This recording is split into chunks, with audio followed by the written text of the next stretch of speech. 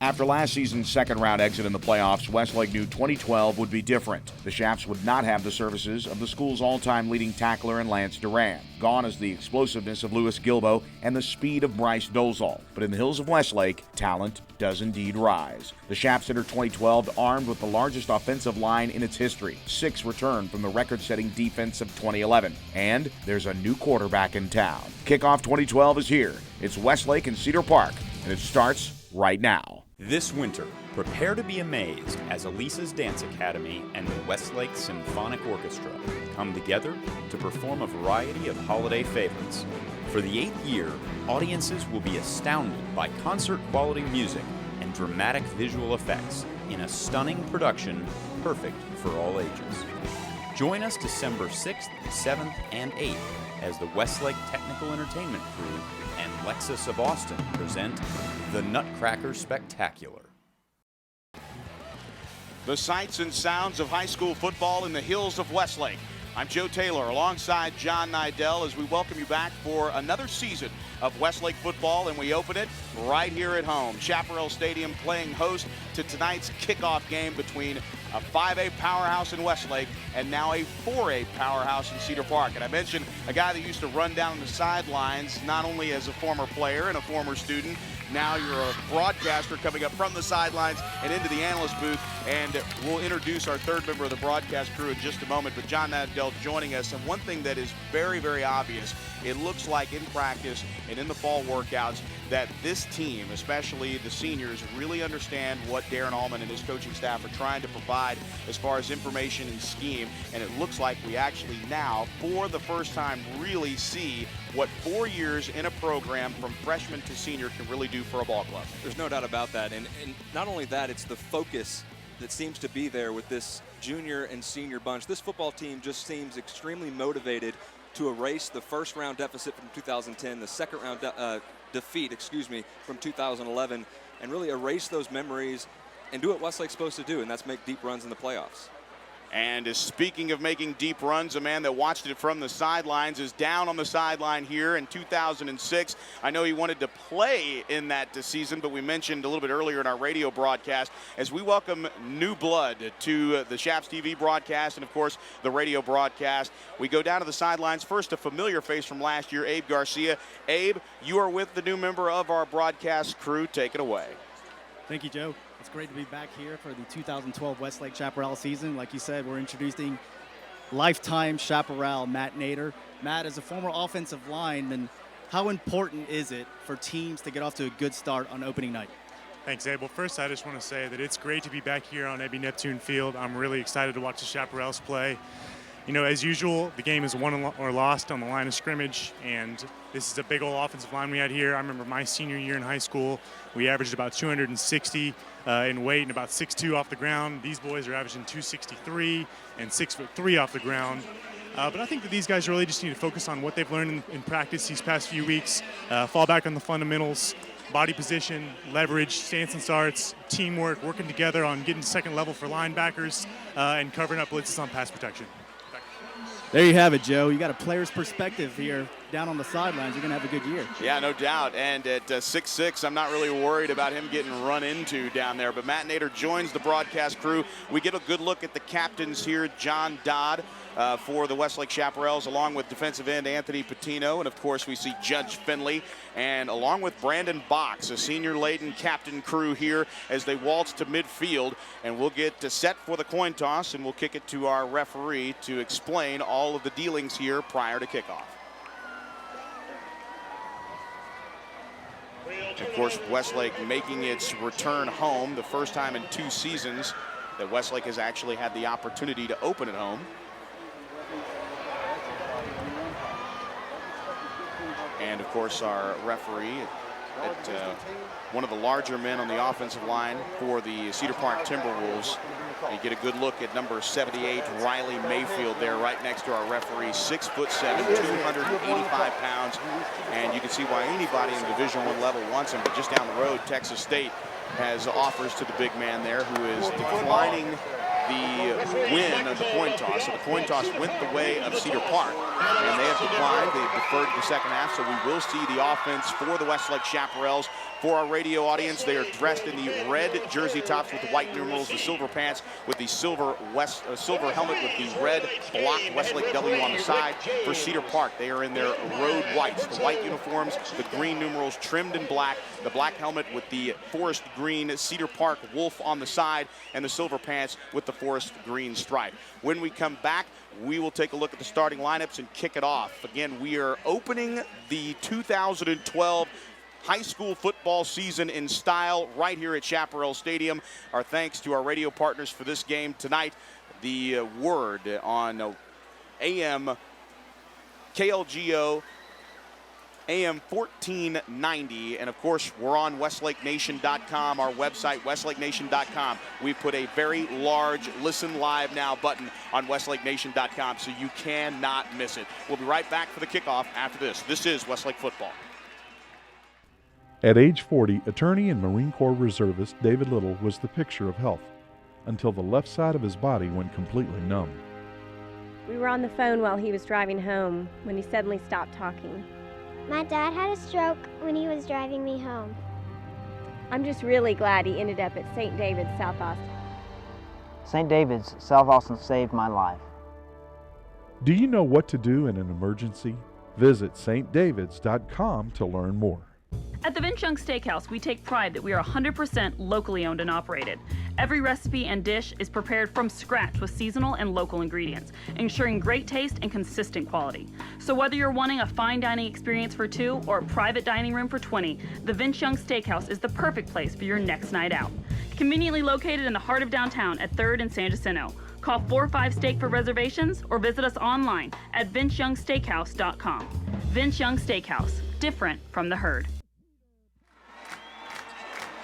The pregame rituals here that have become very much evidence that fall is upon us. Joe Taylor alongside John Nidell, Abe Garcia, Matt Nader down on the sidelines as we get a good look at the brand new Jumbotron. And we just saw the intro video for Westlake football featuring former players. And I tell you what, doesn't take much to get goosebumps going right now. And we are seconds away from kickoff. Let's go ahead and take a look at the Cedar Park Timberwolves defense. Again, a very similar defense to that of the Westlake Chaparrals. They start with 3 down defensive linemen. Ben Harrell and Keith Tamby are the ends. Nick Gardner is the nose tackle. The outside linebackers are Jeffrey Ford and Brandon Stevens. Inside, the lone returning impact starter, Jackson Payne and Peter Manikis. Doug Franklin and Grayson Cotham are on the corners. Lane Waller and Blake Buffard are the safeties. For the offense for Westlake, we take a look first at the offensive line. And with that, I turn it over to my broadcast partner, John Nidell. Across the offensive line, Judge Finley, number 66, will start at left tackle, 6'5", 265 pounds senior. Silas Connolly, the guard, 6 foot, 297 pounds. He's a junior. At center, Bobby Dwyer, 6'1", 225, another junior along that offensive line. Right guard, Taylor Works gets the start tonight, number 56, 5'11", 210 pound senior. And at right tackle, the big boy, Garrett Willis, number 78, 6'8", 314 pounds. And let's pause 60 seconds for this message. This is Westlake football. We'll have the rest of the starting lineups coming up after this. For 102 years, the Coverts have set the standard for car dealers in Central Texas. Hi, I'm Jenny Covert, and your parents, grandparents, and even some of your great-grandparents have shopped with my family. Our service, our inventory, and of course, our low Covert price are the reasons over 1 million customers come back again and again. We want to be your car dealer. Let us prove it. Covert Auto Group, Austin, Bastrop, and Hutto. On game days, you see me running out here with close to 100 other people. It's a team effort. It takes all of us to make UT football a success. It's a lot like you and your finances. You need to surround yourself with the best people in the business. That's where University Federal Credit Union comes in. The UFCU team works hard to make sure your financial game plan is always in shape. University of Texas Athletics and University Federal. So close, we share the same name. And we welcome you back live to Chaparral Stadium, deep in the heart of Austin, Texas. Joe Taylor alongside John Nidell, Matt Nader, and Abe Garcia down on the sidelines.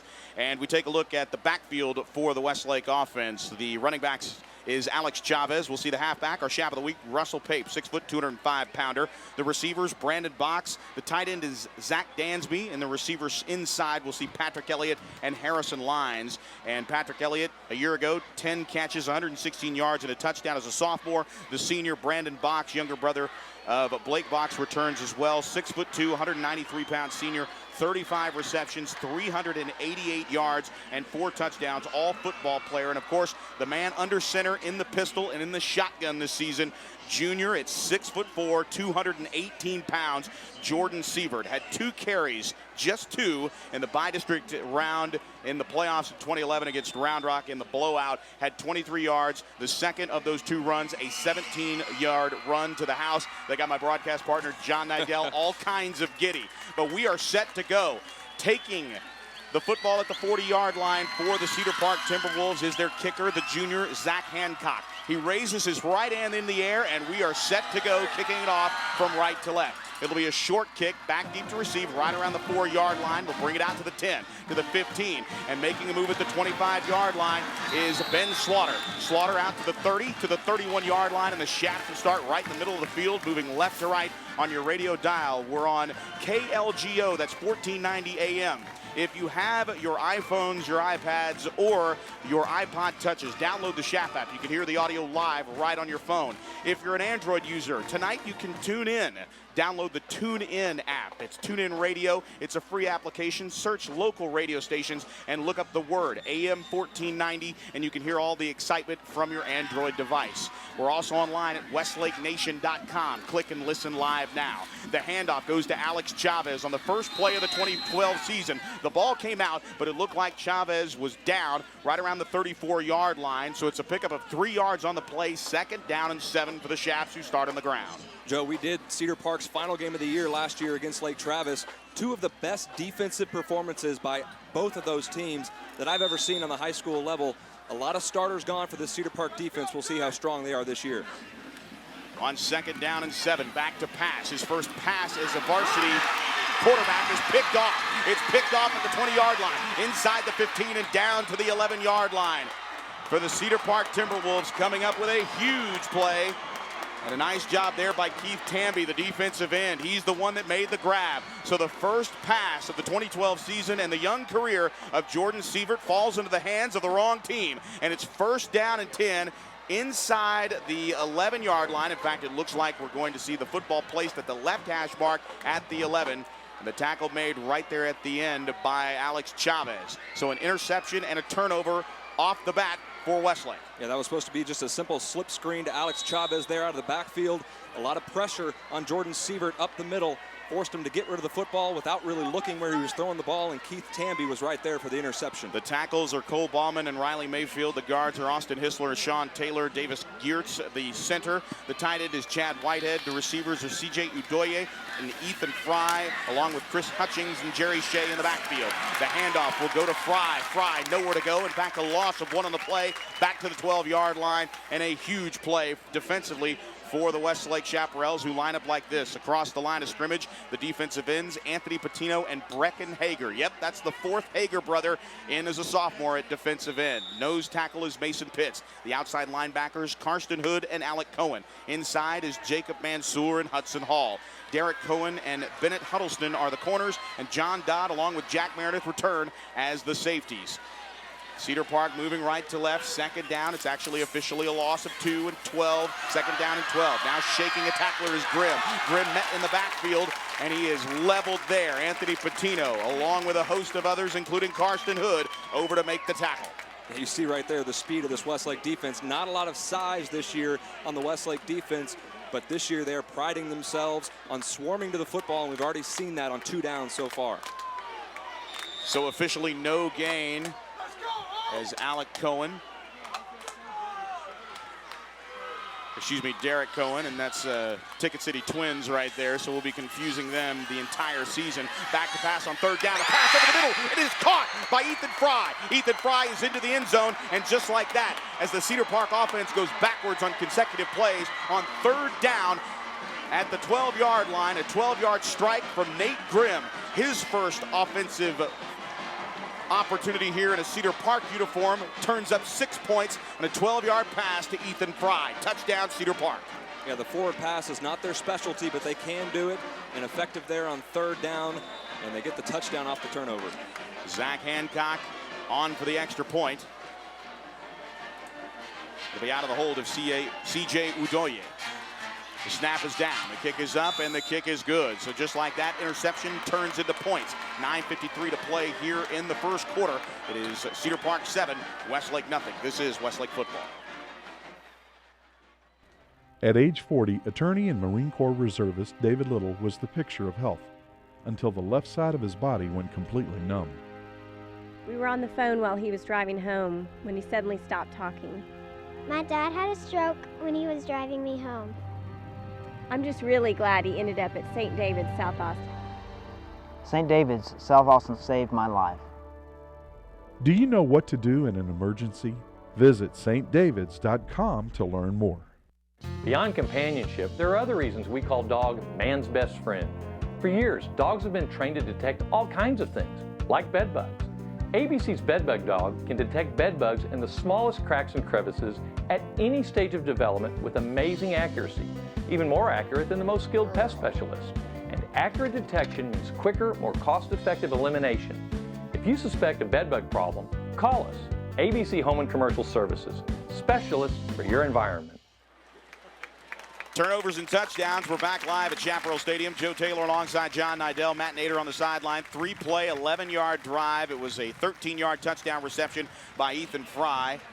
As we welcome you back, only took 1 minute and 21 seconds off the clock for Cedar Park to get on the board. Point after touchdown, good. 7-0 Cedar Park as we play with 9:53 to remain here in the first quarter. As we mentioned, it was not necessarily the way that Jordan Sievert wanted to start his career, just a little screen pass, and Keith Tamby able to pick it off, rumble down back to the 11-yard line. Back-to-back plays, John. The defense forced Cedar Park backwards, but on third down and long, they were able to connect and get 6. We'll hear from Matt Nader shortly after kickoff, but right now for Westlake, they've got to answer and answer quick. Yeah, they do, and Jordan Sievert, he's going to be fine. You don't need to get impatient here. The coaches were trying to call a play that would get him some confidence, just a simple slip screen. It didn't work out. You just got to shrug your shoulders and go back to work. If you go back to that 2009 game that we did, opening game of the season at Cedar Park got out quick in that game too, and it looked like Westlake was outmatched. Westlake ended up coming back and winning that football game. So certainly, by no means are they out of this football game at 7-0. So once again for Cedar Park, we will see Zach Hancock kick it off from right to left here. Slight wind crossing the field here, and it'll be fielded at the 12-yard line. Yet another short kickoff. Bringing it upfield, trying to turn around the 25-yard line and doing so perfectly at the 35, out to the 37-yard line. And a great job there by Sean Rawlings, the young sophomore, one of 3 sophomore players on the varsity this season. Does a great job there on the kickoff return, putting the Chaps in great field position. In fact, they're going to mark Rawlings out right at the 40-yard line. Let's take it down to Matt Nader. Matt? Thanks, Joe. I think that what we're seeing here is that Joe Willis and the Timberwolves are quite prepared. They're well coached, and their crowd is here, and they're ready to win. I think that the Chaparrals need to really fall back on what they've learned in the past few weeks and really focus in and play hard. Sometimes it takes a few series in the beginning of the season to really get things going, and I think that's what we saw in the past 2 minutes of the game. But I have no fear. The Chaparrals are going to come out strong right here in this series. No doubt. It's all about eliminating those jitters, those first game jitters. You got a lot of guys playing their first varsity game. 2 wide receivers to the far side left, 1 here to the near side right. A low snap fielded by Sievert. Sievert has to make it up. He breaks free at the 50 to the 45. Outside of the 40-yard line, a pickup of 13, make it 14 yards and a first down. That's the dynamic that Jordan Sievert brings, John. When the play breaks down, he has the ability to make it happen with his feet, and he's got the size as well. Yeah, it's 6'4", 218. Those defenders right here, the linebacker just bounces right off of him. Just an incredible run right there by Jordan Sievert. We're seeing it on the impressive new video board, and good start on the ground for Jordan Sievert. Harrison Lyons lined up as a receiver here to the near side, one to the far side. Another zone read play, back to pass over the middle, and that pass is caught inside the 15-yard line. And just like that, Brandon Box has his senior season underway. A 30-yard dart from Jordan Sievert, 1st and 10, just outside the 10-yard line at the Cedar Park 11-yard line. You know, Blake Box and Lewis Gilbo brought a lot to this program the last few years, but there are simply throws that Jordan Sievert will be able to make that they couldn't. Right there, just a pinpoint pass, beautiful coverage there by the Cedar Park defensive back, but right on the numbers, great completion. 2 wide receivers here to the near side right. Now Slaughter going in motion, but some early movement, and this is going to be the first penalty of the 2012 season, and it's going to be a false start on Westlake. False start, offense. 5 yards, still first down. So we'll be 1st down and 15 officially, but they'll back it up. Just outside the 15-yard line at the 16 is where they will scrimmage. As we welcome all of you back to Westlake football, coming to you live pretty much everywhere you can listen to a radio broadcast, whether you're in your car or in the house. You can dial up AM 1490 KLGO, our radio partner for this evening's kickoff game with Cedar Park. We'll let you know the other media in which you can consume Westlake football. In the zone read, Sean Rawlings in the ball game at quarterback, and he is wrapped up immediately. In fact, pushing back in the backfield, and part of that melee of Cedar Park defenders up front. Peter Menekis getting his hat in there and popping Sean Rawlings, and that time the athleticism of Rawlings just bottled up right around the 20-yard line, and he falls forward to pick up maybe some positive yardage to the 18. Either way, it's going to be 2nd down and 17 and a loss of 2. 2 wide receivers here to the near side right. Modified pistol, back to pass. Here's the protection. Hit as he's thrown, and Jordan Sievert tosses it to the end zone. And it goes in and out of the hands of Brandon Box, who had an opportunity to make it. There's another dynamic that Jordan Sievert will bring. He was actually hit as he threw and still had plenty of arm to get it to the end zone.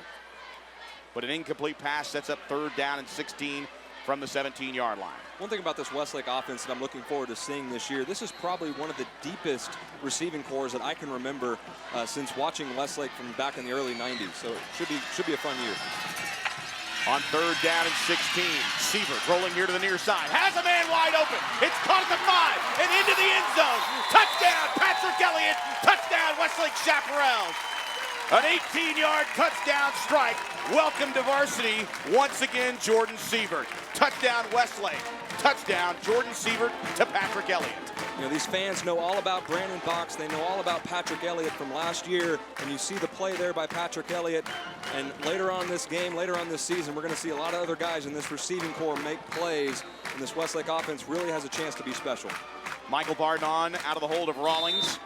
The snap is down, the kick is up, and the kick is good. With 8:21 to play here in the first quarter, we're all tied at 7. Strap in, folks. This is Westlake football.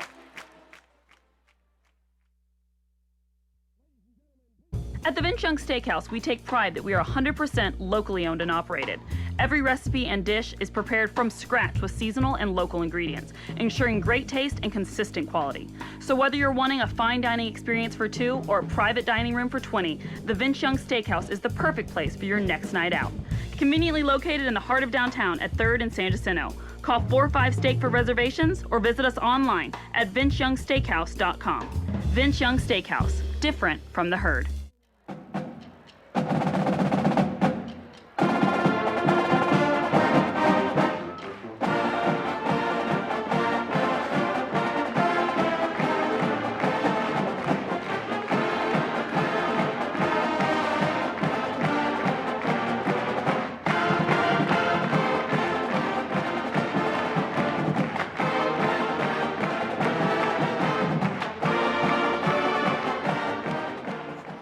Scoring drive, 5 plays, 55 yards, 1 minute and 24 seconds off the clock. A 16-yard touchdown reception by Patrick Elliott, the official statistician. Brian Ferguson of Westlake Media and Westlake Athletics. Again, 16 yards on the touchdown strike. The first of the career for Jordan Sievert, and what will be an exciting year for quarterbacks with him and Sean Rawlings. Sean Rawlings obviously a sophomore, so again, lots ahead in the quarterback position. And again, really complimentary there, but Patrick Elliott getting an opportunity to really show what he is capable of doing when the play breaks down on the left side, John, being able to come back, and Jordan Sievert having the protection up front to come back to the near side of the field for a second and third option, and Patrick Elliott was wide open. Yeah, and I mentioned it before the game. Really the key for Jordan Sievert is just having that time, being able to create that extra time in the pocket with his feet, and he was able to do that, and you see the byproduct of that. We saw sometimes in the scrimmage when he was getting hit pretty quick, and a new quarterback at the varsity level, it's going to be a little slower making decisions. As great as Jordan Sievert looks to be, there is a learning curve, and it looks, right there he's able to create time and find Patrick Elliott for a touchdown. So the wind obviously an issue. We'll get to that in just a moment. Barton to kick it off. He kicks his right leg into it, angles it towards the back of the end zone, and it'll be caught 8 yards deep. They will take a knee, and it will be a touchback out to the 20-yard line. So we'll get to see a little bit more fundamental football scrimmage for Cedar Park as they try to move the offense, as they were given a gift. And the turnover, the interception, gave them the ball inside the red zone. So now we'll see how they do with the bulk of the field in front of them. We mentioned the wind. Obviously, Chaparral Stadium, Ebby Neptune Field. We would be remiss if we did not take time to acknowledge the passing of the once great head coach, the athletic director, and all-time icon here in the hills of Westlake, Ebby Neptune, passing earlier this year. And, of course, his name emblazoned on the field forever. The naming rights will not be going away anytime soon. But again, our thoughts and prayers to his family. Just quite a career in the hills of Westlake. A flea flicker on first down, and firing over the middle, incomplete, is Nate Grimm as he handed it off to Chris Hutchings, and Hutchings tossed it back to him. Little flea flicker intended for Ethan Fry, who was starting this game as a slot receiver. We thought we'd see some of him at tailback as well. But we've seen early on with the early touchdown pass and catch from Grimm to Fry that Fry is going to be involved in a number of offensive plays from several different positions for the Cedar Park Timberwolves team. Second down and 10 from the 25-yard line. And the handoff going up the middle and trying to get away from would-be tacklers there is Chris Hutchings. And Hutchings just nowhere to go. Slew of tacklers in the backfield as the penetration was there. And he's knocked down back to the 21-yard line. A loss on the play of 3 yards. Will be third down and 13. Inside 8 minutes to play first quarter. We're all tied at 7. Yeah, despite the touchdown given up by the Westlake defense, they've played so far in 5 plays, pretty flawless football, and especially against the run, which Cedar Park we know is going to try to pound this football. They haven't been able to find any room in the ground game. A receiver each way on third down and 13. Flags on the play here. Looks like a free one. It'll be a quarterback sack down to the 16-yard line, but this one looks like it's going to be against Westlake, so we will see another flag at the end of the play coming in from the referee. So we'll have to see if these penalties offset each other. It looked like coming so late after the play, it could be a personal foul. Yeah, I don't know if one of the Cedar Park offensive linemen said something to the referee, but it was definitely after the play, so it's some sort of dead ball foul on Cedar Park, and then obviously the pre-play flag as well down here on the near side of the field. Yeah, it came well after, and you saw just the Westlake defense, Justin Miller from that defensive end spot, really applying the pressure that caused the sack in the backfield. Just a bottleneck there in the backfield as we get a look at Tate Shaw coming into the ball game. And we will get a good look here from our officials to describe not one, but 2 flags that are down. We have offsides on the defense. That penalty will be assessed 5 yards. After the play, we have unsportsmanlike conduct on Cedar Park. Be half the distance to the goal. It will still be third down. So again, not necessarily the way that Joe Willis would like the flags to go in this situation. And obviously, because the offensive line, a strength of this Cedar Park team, has been compromised in this series, John, it looks like it might have gotten to some of the senior members of that offensive line. And right now, referee Rick James telling us that it is going to cost Cedar Park the better part of that. So it'll be a net loss of 10, half the distance to the goal, which puts the ball right around should be the line of scrimmage, right around the 13-yard line. And this is really the kind of situation where the Westlake defense should shine. a lot of depth, a lot of talent in that secondary, a lot of speed up front. So a 3rd and long, they should be able to get to the passer, cover the receivers down the field. Think about size versus speed. Westlake obviously with the speed advantage here with guys like Justin Miller along with Anthony Patino down on the line of scrimmage. On 3rd down and 21, we hear whistles blow again. Gives us an opportunity to introduce our officials. So another delay of game is going to back them up even further. So now it'll turn into a 3rd down and 26. To get the 1st down, the Cedar Park Timberwolves need their own 35-yard line. Rick James is our referee. Alberto Archiga is the umpire. The head linesman is Andy Pena. The line judge is Terry Grondin. The back judge is Rick Reyna. Operating the clock is Durain Potter. The 25-second clock is Derek Spears. And on the chain gang, Freddie Monreal, Michael Snow, and Joseph Smith. Back to pass on 3rd and 26 is Grimm. Little dump pass here to the 10-yard line, out to the 25, trying to make his way out to the 15-yard line, I should say. And Canyon Mansky in there, along with a slew of other tacklers for Westlake, leading the charge. John Dodd, Jack Meredith, Bennett Huddleston, all in there on the stop, as making the play defensively there and getting the call for Cedar Park out of the backfield. And that's the one thing that you have when you've got guys like Douglas Franklin, who are defensive specialists, really corners that are going in and asked to be running backs and flankers and receivers when you've got banged up offense. You know what I like about this Westlake defense is so many of the guys that shined in that scrimmage last Friday, we look at the depth chart, it's 2nd-team guys. So a lot of depth, a lot of talent on this Westlake D. Hancock gets his punt away, and Tate Shaw, one of the guys that is a backup in this 2-deep chart for Westlake's defense, gets an opportunity on punt returns to show his athleticism. He had a very good scrimmage, a lot of hits out of that safety position, but when you've got 2 guys like John Dodd and Jack Meredith, who returned from that record-setting defense from a year ago, in which the Chaparrals allowed less than 3 points in district play, shutouts all the way around when it comes to District 15-5A opponents in their championship run in that district last season. Westlake's in a good spot, and like what Darren Allman was talking about, this is the first group that has been in the Allman system, if you will, the power spread, and of course we can't forget about his defensive scheme as well. So 1st down and 10. They'll start in Cedar Park territory, will the Chaparrals. A low snap to Jordan Sievert. The handoff straight up the gut, and a huge hole for Ben Slaughter. Alex Chavez. Alex Chavez across the 40, inside the 35-yard line, down to the 32. As Alex Chavez getting his opportunity here, we saw Ben Slaughter on kickoff returns. Slaughter and Chavez will share those duties along with Elliot Condos and Keith Carter. We've talked about depth at wide receiver. We've talked about depth along the offensive line. They've got it also in the offensive backfield.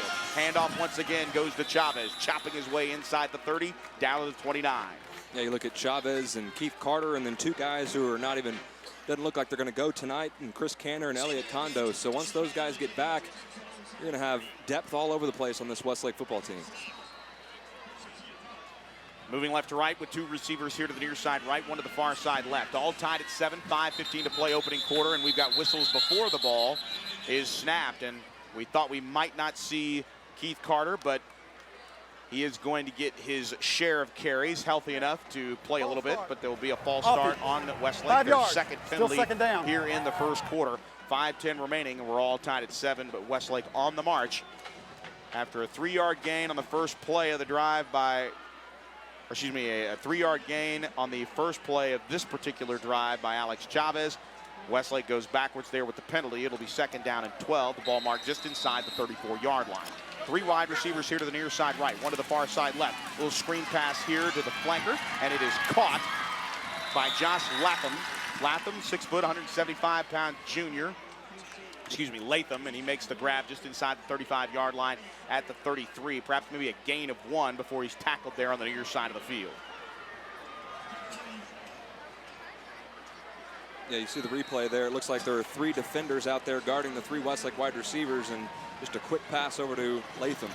Two wide receivers to the left, one here to the near side right. A dart thrown right over the middle to Patrick Elliott from Jordan Siebert, who is hit as he threw. But again, just another laser across the middle, only where Patrick Elliott can catch it. And it's a first down. Good down to the 20-yard line and a pickup of 14 yards on the catch. Yeah, we're seeing throws that make you think that this Westlake football team has the ability to go far this season. Right there, just standing in the pocket, taking a hit, and making a great throw. Latham lined up here to the near side right. The delay handoff, and running into one of the defensive linemen is Chavez, and Alex just falling forward inside the 20 down to the 19. Little missed assignment there along the offensive line. Keith Carter checking in, along with Zach Dansby as the tight end. He'll check in as well. And coming off the field is Patrick Elliott. A good defensive play up front for the Cedar Park T-Wolves, and Peter Menekes out of that linebacker position is one that made the final tackle on 2nd down and 9 after a gain of 1. A receiver each way, 3 backs in the backfield. Now Siebert has his choice. He'll hand off to Carter. Carter following his halfback right up the gut inside the 15-yard line, but they're going to say Carter's knee is down at the 15, and the ball is not at the 14-yard line. So a nice pickup there, and it will be 3rd and manageable here.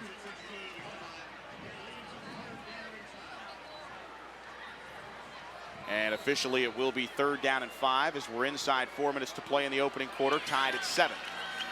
Modified pistol here to the right. The handoff will go to Carter. No, it's faked on the zone read. Trying to get to the second level is Siebert. Siebert inside the 13 down to the 12, and he is very close to the first down. He needed the 11, and eyeballing it right now from our vantage point, the nose of the football will be in between the 12 and the 11-yard line. Very, very close here on a 4th down and decision to make. We'll see here if the officials give us the go-ahead, if it will be a first down. And it is not a first down, so it will be 4th down and officially 1 from the 11. Sean Rawlings at quarterback. He's flanked by a back on either side in a power formation here. And Westlake again moving early on the offensive line. So again, moving on that left side. Prior to the snap. False start. It looks like we will get a look at Michael Barden here, and Michael Barden with plenty of leg, as a certain YouTube video shows Michael Barden hitting from 71 yards out. So this kid's got plenty of leg. We didn't get to see it a lot last year, only 2 of 3 field goals attempted, but made 48 of 51 extra point tries. He does have a 16-yard run on a catch as well, on a fake punt opportunity, but this one is blocked right at the line of scrimmage. And it was a 34-yard effort that was blocked as it went up. So the field goal try is no good, and it stays 7-7. Michael Barden looked like he had a good approach out of the hold there of Sean Rawlings, but the ball just could not get up, and it's blocked by Cedar Park special teams unit, and it will remain 7-7 with Cedar Park taking over. Yeah, big play there by Cedar Park. Westlake was trying to see some momentum there. He had the false start on the 4th and 1, needing to kick that field goal, and it just got inside and got a hand on it. Now Cedar Park trying to get something going on offense here. Remember, if you're just joining us, they were able to get the turnover and get the touchdown. They were inside the red zone, but Westlake's defense has really, really looked strong so far. Cedar Park, I'm sure the offensive coordinator right now is thinking, you know, just a little nervous right now, thinking this Westlake defense looks pretty fast. And right now, defense obviously going to be a bit ahead of the offense when it comes to execution. The handoff will go to Hutchings, and Hutchings trying to bounce it to the outside, out to the 20, to the 25-yard line before he's knocked out of bounds on the far side. Get a good look at Chris Hutchings, a sophomore, as he bounces back towards the huddle. A gain of officially 4 yards on the carry, so it will be 2nd down and 6. The ball marked at the 24-yard line, 2:45 to play here in the opening quarter from Chaparral Stadium in Austin, Texas. A 7-7 game here, and they load up the backfield. Flags fly before the play, but they do not stop it, and it came in from the sidelines. We'll have to see what the penalty is all about. Currently just a small run up the middle for Ethan Fry. No gain on the play, but we'll have to see what the flag is all about.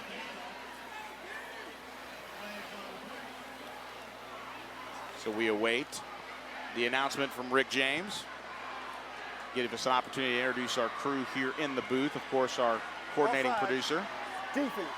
It's a 5-yard penalty. We play 2nd down. So we go from a 2nd down and 6, and a 5-yard penalty takes it down to 2nd down and 1. Be 2 minutes and 36 seconds. We go down to the sideline to Matt Nader. Matt?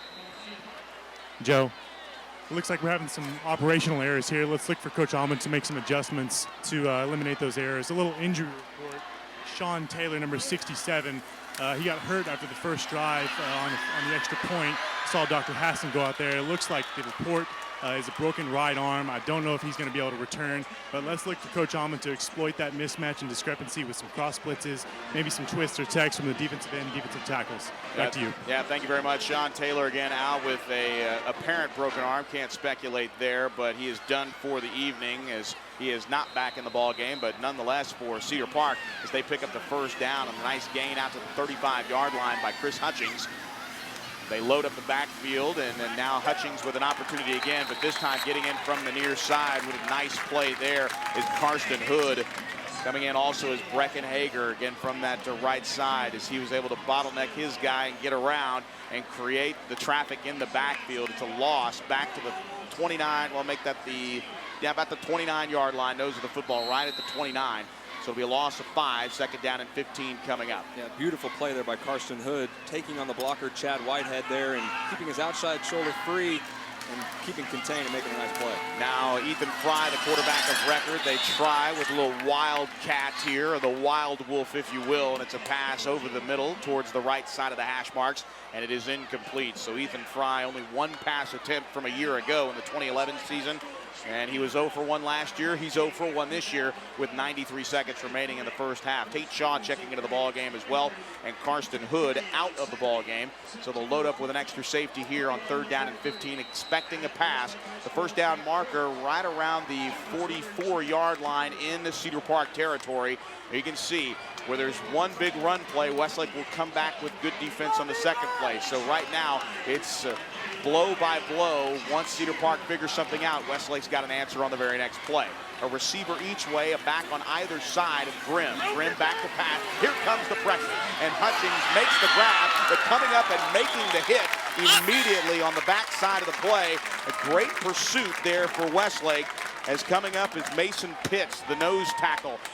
Not often do you see the guy that's in the middle of the scrum along the defensive line have the opportunity and the presence of mind to watch the ball come down, and Hutchings able to make the acrobatic catch, but Pitts right there to wrap him up. 4th down and punting time for Cedar Park. Yeah, this is the second time Westlake has forced a 3rd and very long, and the second time that Cedar Park has thrown a screen. So you just know if you get this team in 3rd and long, they're not going to be able to operate. So now Hancock will drill the second punt of the quarter, and it'll be fielded by Shaw. Shaw at the 35, trying to retreat to his own sidelines, and he somersaults his way to the 38-yard line. Got a little taste of that face mask on the back end of the play, but a flag comes in from Rick James, our referee, at the back end of the play.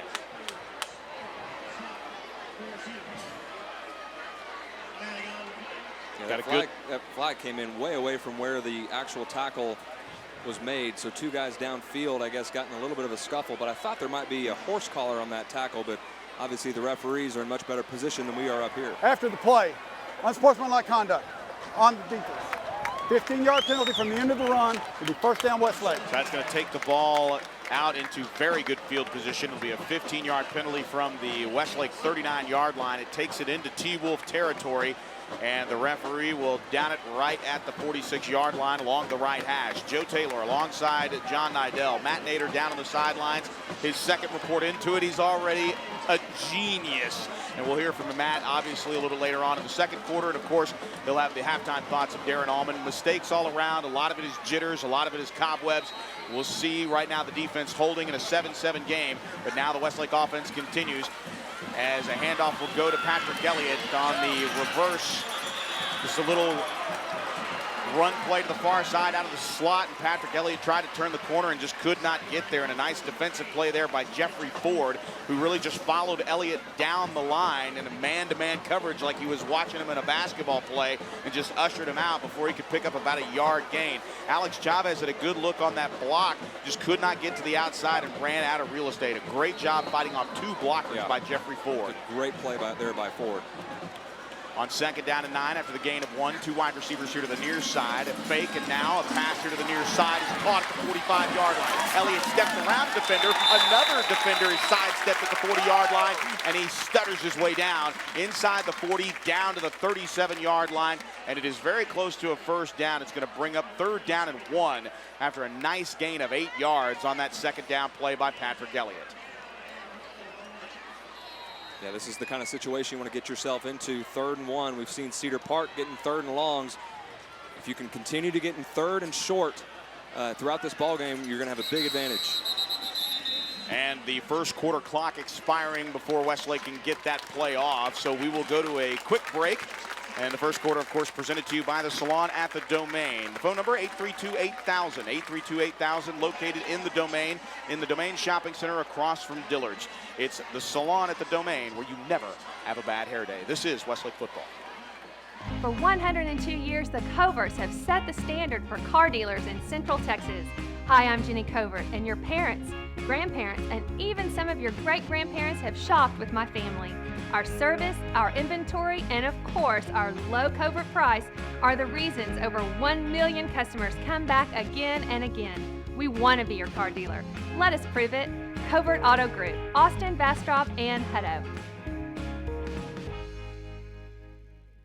The Steam Team, your #1 choice for cleaning residential and commercial carpet, tile, and wood flooring, upholstery, air ducts, and more, including 24-hour emergency water and fire damage restoration. The Steam Team is an Austin original, locally owned and operated since 1983. All employees are trained and certified by the Institute of Inspection, Cleaning, and Restoration. We guarantee our services and will do whatever it takes to please our customers. Call 451-TEAM or online at thesteamteam.com.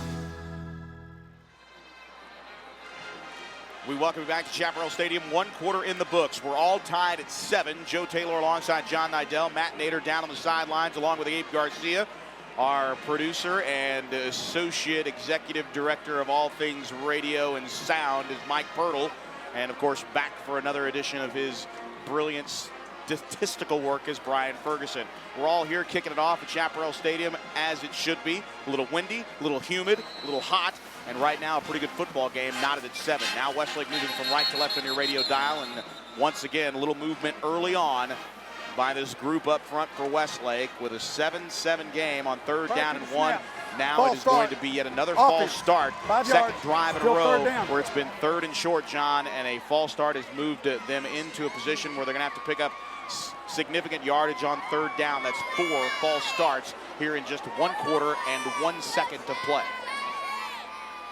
I wouldn't be surprised here to see Coach Rhodes dial up a running play here on 3rd and 6, especially in Cedar Park territory. I believe this is 4-down territory for Westlake.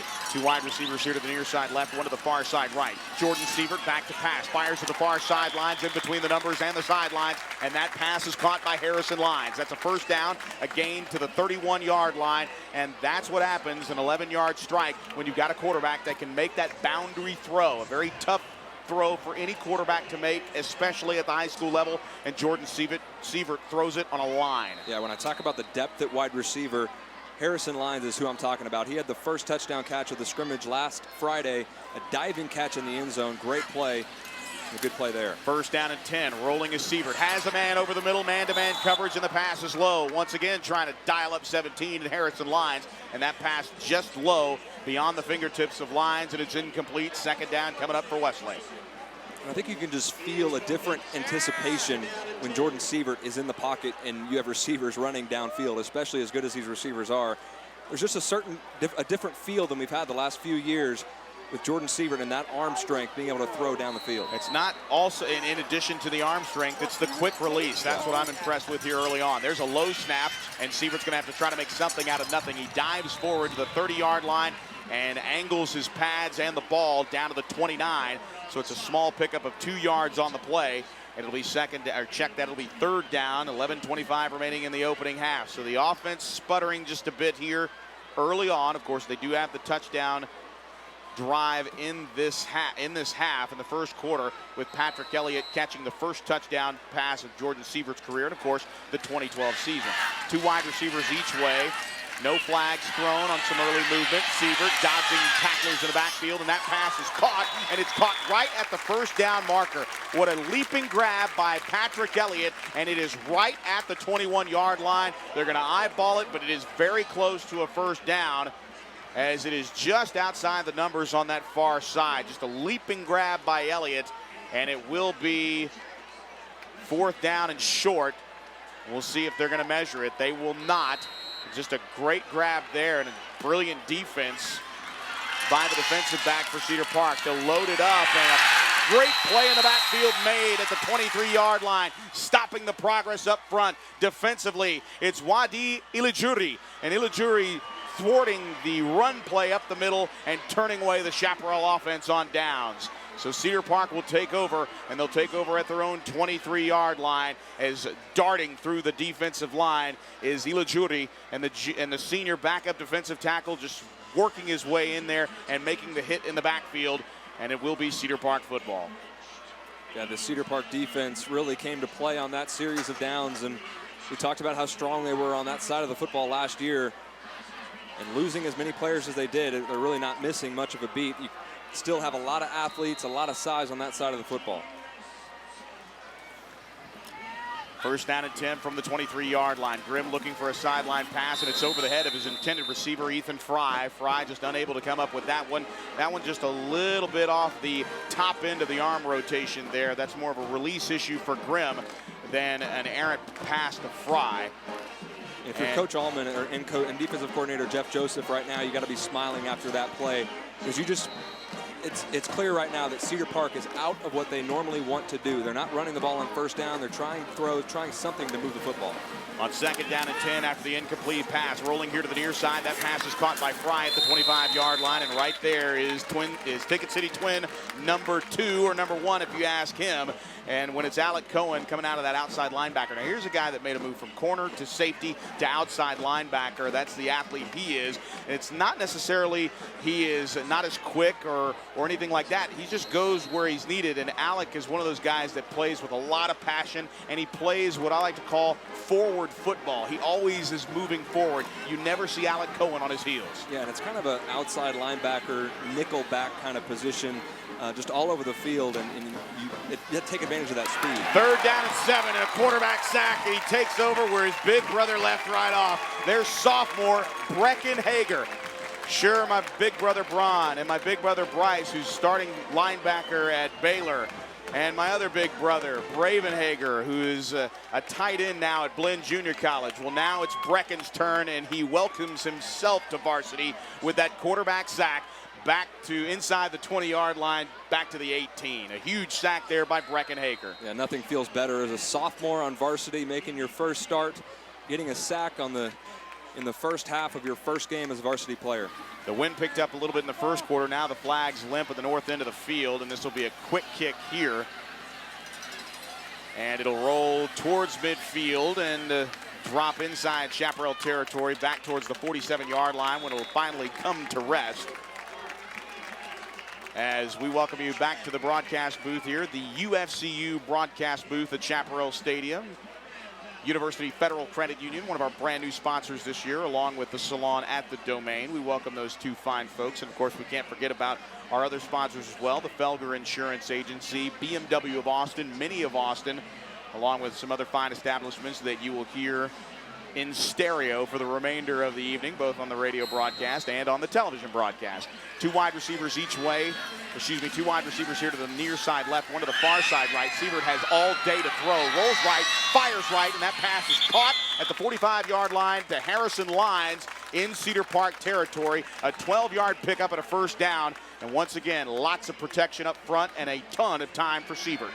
Yeah, and Sievert, he's not the fastest guy. You're not going to mistake him for Denard Robinson or anything like that, but he has great feet. We saw in the last series on that third down and on this play right here, great feet, able to move around in the pocket. Once again, back to pass to Sievert, trying to avoid tacklers, and that time the speed of the Cedar Park defense overrunning the offensive line, and Wadi Ilijuri again in the backfield and knocking down Jordan Sievert. A big play to turn around the Chaps on their fourth down effort deep in Cedar Park territory. Now a big play on first down and 10. Turns it into second down and Now the football all the way back inside the Chaparral 44-yard line. That's a loss of a loss of 12 yards on the play. So the ball just inside the right hash mark here with 8:07 to play here in the second quarter. All tied at 7. Sievert back to pass. Now he'll step up. A flag is thrown and Sievert at the 50 to the 45 inside the 40-yard line, dancing along that right hash, and he gets down to the 36-yard line, but this one most likely is going to be coming back, and it is. Rick James calls holding on the Chaparrals. Going to bring up a 2nd down and 32. Absolutely not the down and distance you want to get yourself into, but Jordan Sievert really showed his ability to run the football right there. You know, we saw in 2009 Tanner Price, and you know, you look at him at Wake Forest now. He's holding. You won't mistake him as a runner. On the offense, 10-yard penalty, previous spot. For replay, 2nd down. But in high school, he ran for over 1,000 yards. So I think Sievert's kind of the same type of guy. He's not the fastest guy. When he gets to college, he won't be a runner, but in high school, he can be a very effective running quarterback. And when you have defensive personnel in the college game, that obviously their speed is a different level than that of a high school player, especially in the secondary. And when you've got Jordan Sievert on a linebacker, he's going to win that battle every time with his feet. On 2nd down and 32, the ball at the 33-yard line. Sievert's going to have to step up. He avoids one tackler, has a man downfield, fires it that direction, and it's caught. Oh, no, it's out of bounds. Now, we have to be fair here. Brandon Box made that catch. He tried to keep his tiptoes on the green part of the hash mark there that measures the boundary, and it was literally just centimeters away from being a completion and a 1st down. But according to the officials there on the sidelines, Brandon Box was out of bounds, and it's incomplete. Yeah, we'll see here on the replay. His left toe was out of bounds. And the Westlake fans don't like it, but I agree with that call. And he may have gotten the toe back in, but if he did, it was illegal touching. So either way, a good call. 3rd down and 32. Sievert back to pass. Now has to step up. He's tackled from behind at the 30-yard line. A coverage sack there, and getting in once again for his 2nd sack of the series and the game is Wadi Elajuri. And the senior really having a day out of that defensive end spot. Very, very good looking play there as he's able to fight off his man that's assigned to him along that offensive line and come in on the backside of Jordan Sievert and knock him down. We'll get the thoughts of Matt Nader after the punt. There's no doubt there's some breakdowns along that offensive line that he wants to point out. 6:58 to play here in the first half, and we're all tied at 7. Westlake 7, Cedar Park 7, live from Chaparral Stadium. And Michael Barton gets the high snap. He'll punt this one immediately, very close to being blocked. And waving for the fair catch right around the 25-yard line, but the ball is dropped, and falling on it immediately for the Cedar Park Timberwolves is Lane Waller, the senior, called for the fair catch right around the 28-yard line, and it fell backwards as he dropped the ball inside the 25, and it's down to the 22-yard line. A 48-yard punt. We go down to the sidelines and Matt Nader. Matt?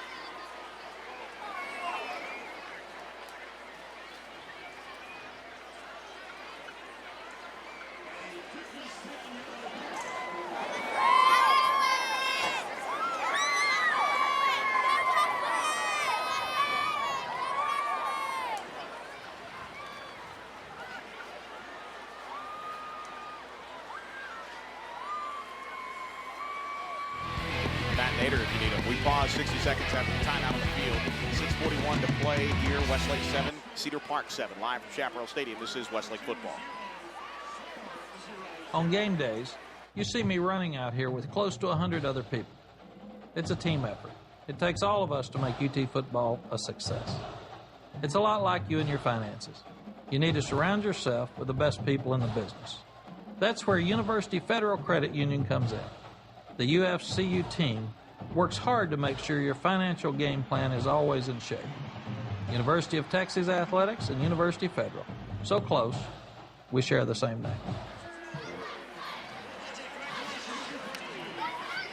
We welcome you back to Chaparral Stadium, live in Austin, Texas. The Hills of Westlake plays host to the 2012 kickoff. It's Westlake and Cedar Park, and it's live on AM 1490 The Word. Again, our thanks to Gene Bender and the fine folks at The Word for making this broadcast possible tonight. It'll be first down and 10 from the Cedar Park 22-yard line, and a play-action fake to Ethan Fry coming up and making the hit is Anthony Patino and dragging down Ethan Fry, but flags fly in the backfield.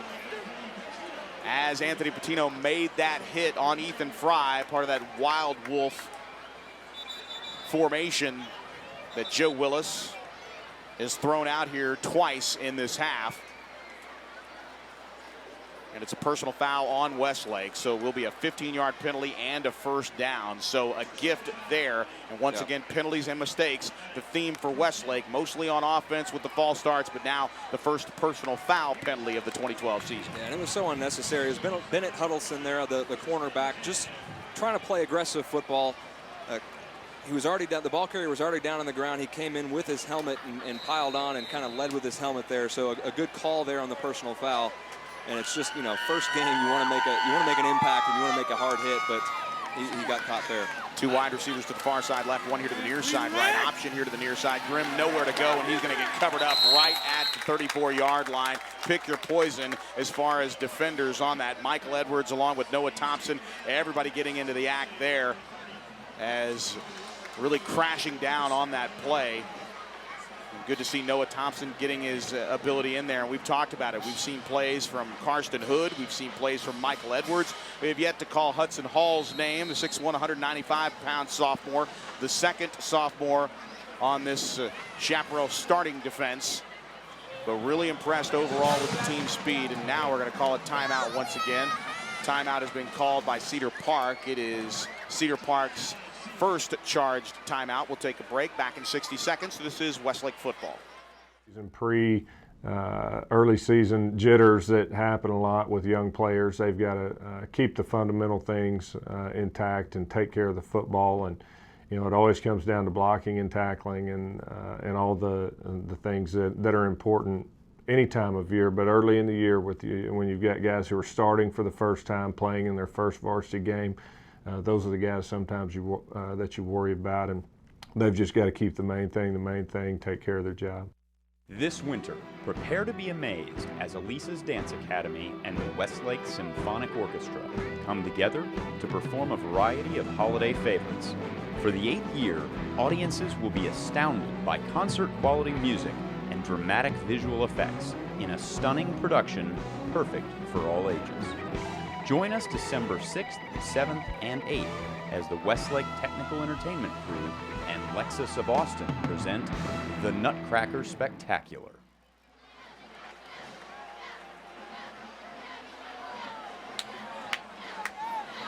And we welcome you back to live coverage of Westlake football.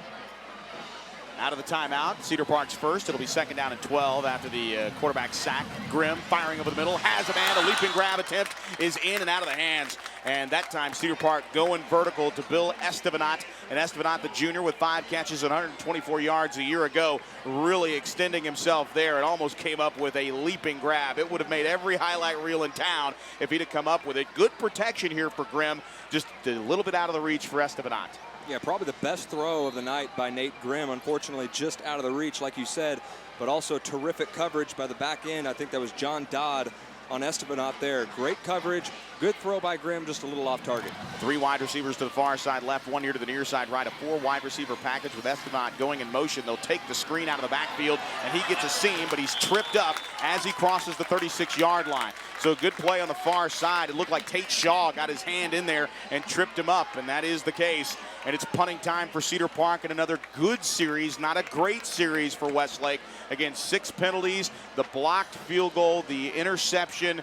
Again, not necessarily the prettiest half, certainly not the way it was dialed up, but a 7-7 game here with 5:07 to play and Westlake getting the ball back. Yeah, but the Westlake defense, again, forced a 3rd and long, and what did they do? A short pass, a short screen. Westlake stopped it again.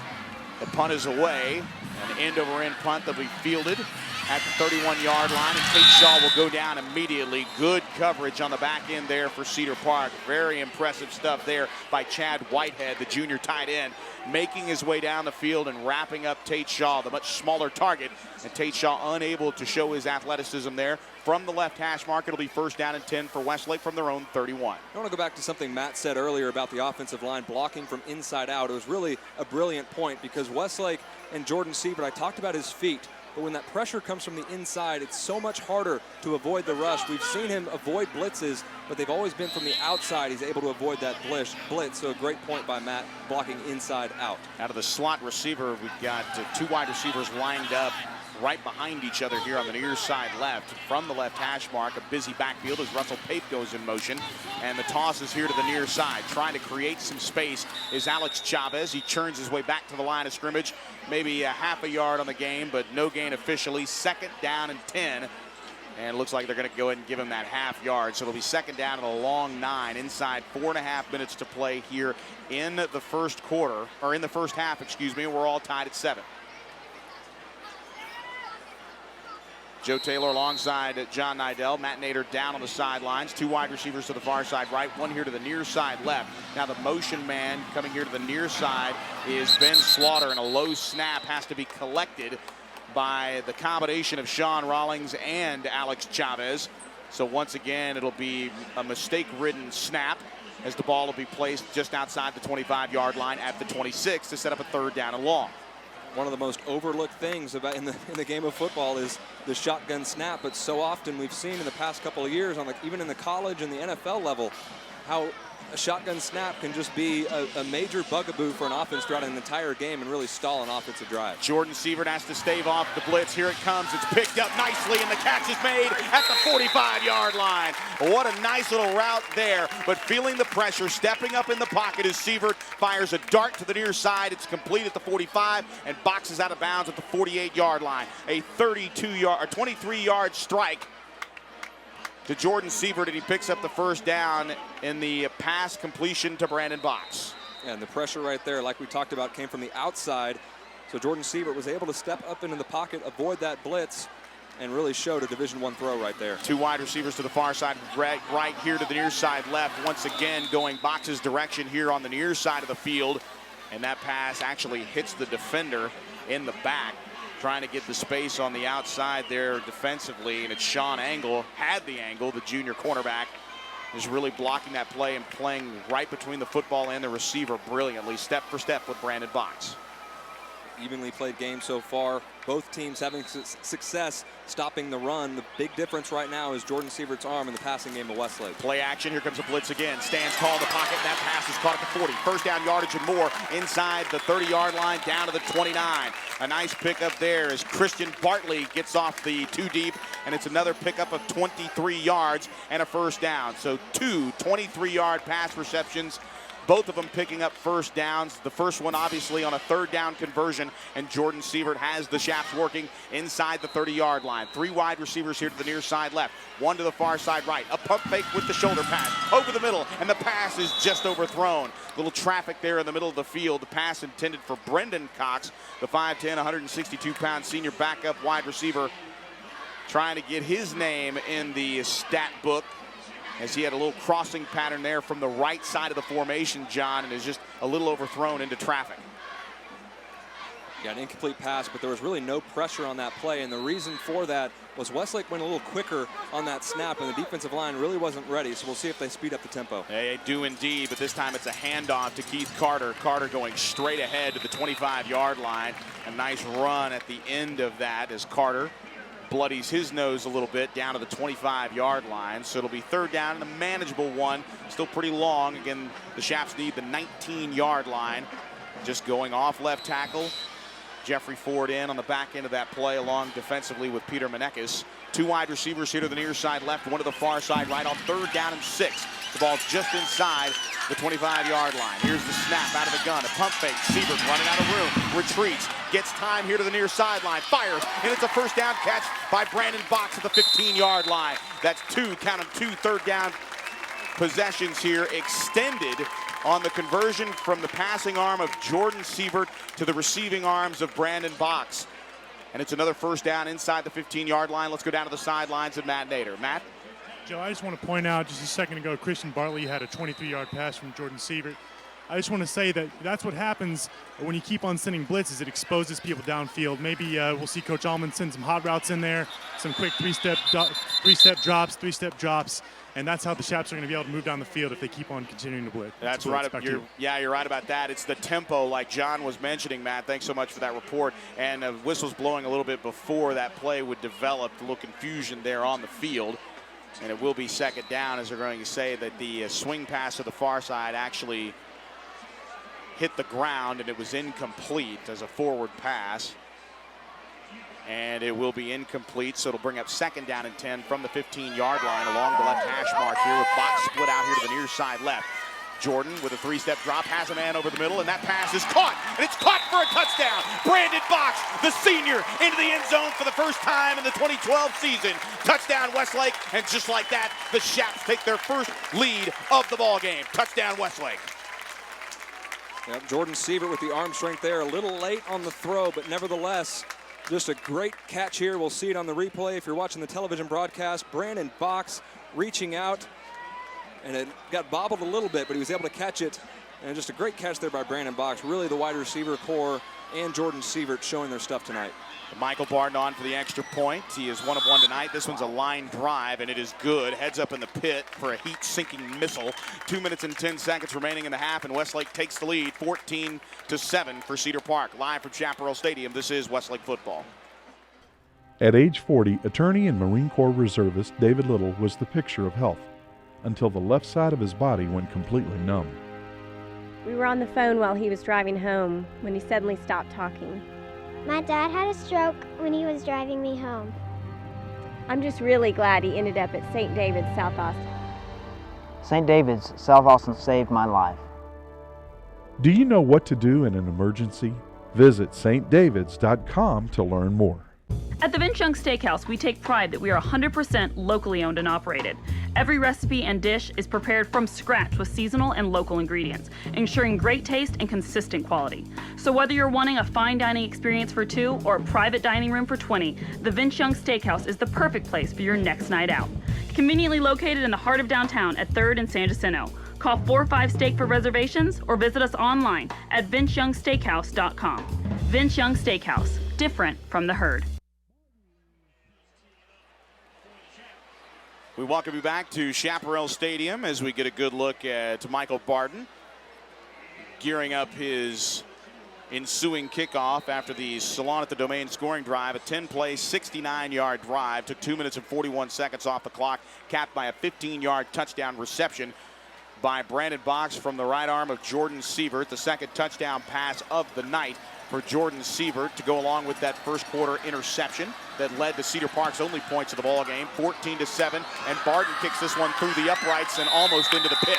So it'll be a touchback of immense proportions, and Cedar Park will be forced to go the length of the field. And we've got to talk about it, John, because you mentioned it. Both defenses have really figured out the run game. Cedar Park yet to figure out how to go through the air. Not their specialty. Obviously, the Chaps can run the ball in this power spread offense, but right now the Chaps figuring it out in the passing game, and that right now is the difference of the ball game. Well, yeah, and right here, I think it's dangerous time right now for Cedar Park with 2:10 left in this ball game. I'll be interested to see what the strategy is here with 2:10 left. Westlake has 2 timeouts.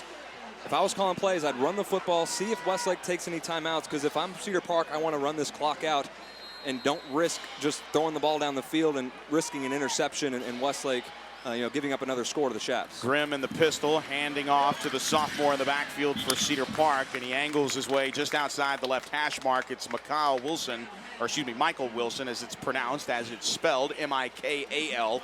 The senior at 13 carries, 127 yards, averaging just over 9.5 yards a carry and a score. He picks up a yard for his effort here, make that 2. Second down and 8 from the left hash mark as Cedar Park in the white jersey tops, the black numbers moving left to right here with 1:40 to play. On the play action, plenty of time for Grimm over the middle, and that pass is caught by Whitehead at the 38-yard line. Angles his way inside the right hash mark to the 41, out to the 45-yard line, where Mason Pitts, along with a slew of others, to make the play defensively there, along with Carson Spencer coming up and making the hit as well. And Whitehead's the last one to get off the turf as he lost his helmet. Yeah, he just got completely crunched on that play. Watching it here on the replay, wow, what a hit there by Jack Meredith and a host of other Chaps defenders. I can see why he's walking off slowly to the sideline. And Whitehead, obviously the tallest target out there at the tight end spot, 6'3", 195 pounds. And he is definitely woozy after that quintet of Chaparral defenders sandwiched him at the 45-yard line. But he picks up the first down, and it's first down and 10 from the Cedar Park 45. Now Jerry Shea coming from the line of scrimmage into the backfield. Now a little confusion. A trio of receivers to the far side left, one here to the near side right. They roll right. Grimm looking, still looking, has time, fires downfield, and that pass is caught. Good for a 13-yard pickup and a first down. Carson Spencer to knock the receiver out of bounds. C.J. Udoye, the senior, makes the grab on the comeback route and a first down pickup for Cedar Park into Chaparral territory. Yeah, really good play there by Nate Grimm. Rolling out to his left, kind of an awkward throw for a right-hander, but showed a lot of arm strength there to get it to the receiver.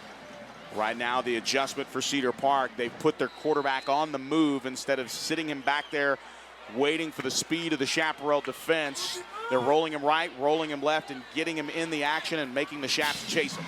Two wide receivers here to the near side right, one to the far side left, and a timeout's been called. Cedar Park has one more timeout. Not a bad job here on first down and 10. They're going to talk about it. We'll take a quick 60-second timeout. This is Westlake football. For 102 years, the Coverts have set the standard for car dealers in Central Texas. Hi, I'm Jenny Covert, and your parents, grandparents, and even some of your great-grandparents have shopped with my family. Our service, our inventory, and of course, our low Covert price are the reasons over 1 million customers come back again and again. We want to be your car dealer. Let us prove it. Covert Auto Group, Austin, Bastrop, and Hutto. On game days, you see me running out here with close to 100 other people. It's a team effort. It takes all of us to make UT football a success. It's a lot like you and your finances. You need to surround yourself with the best people in the business. That's where University Federal Credit Union comes in. The UFCU team works hard to make sure your financial game plan is always in shape. University of Texas Athletics and University Federal. So close, we share the same name. Welcome you back. 65 seconds remaining here in the first half. 14-7. Westlake with the lead, but Cedar Park with the football at the Chaparral 44-yard line. Out of the timeout, Grimm with a back to his left. Two wide receivers here to the near side right, one to the far side left. The snap, it'll be an option play here to the near side or far side, and the pass goes to the tailback coming out of the formation, and it's Chris Hutchings, and he was met right there at the boundary near the apron. Popped hard, no flag. None needed, but is out of bounds with the clock stopping at 48 seconds. No, the clock is going to run at 45 seconds. And they're trying to wave off the clock now as both side judges are getting into the action there. They're going to have to reset the clock here as this will be a timeout.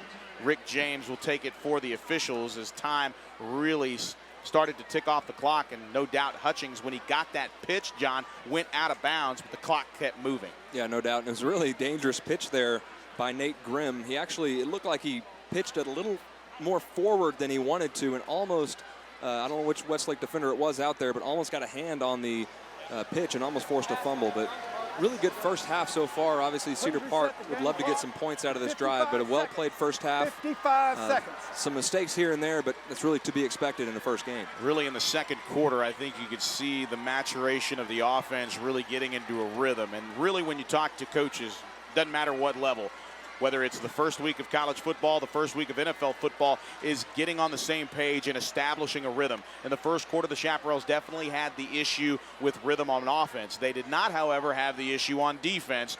Now some mistakes on the defensive side of the ball in the second quarter, whereas in the last drive, obviously putting together a 69-yard drive and a touchdown where a couple of third down conversions on the Cedar Park side of the field really led to that score and some big plays by the quarterback. So the offense starting to get the rhythm as well. Second down and 9 after they add time to the clock, 53 seconds, and now a low pass just to the left of the hash mark, just before the numbers, is incomplete. Intended downfield, and it looked like the intended receiver was Ethan Fry. He was the man that actually came across the coverage, John, from the slot receiver position, covering a lot of ground here early, but not much to show for it is Ethan Fry other than the touchdown.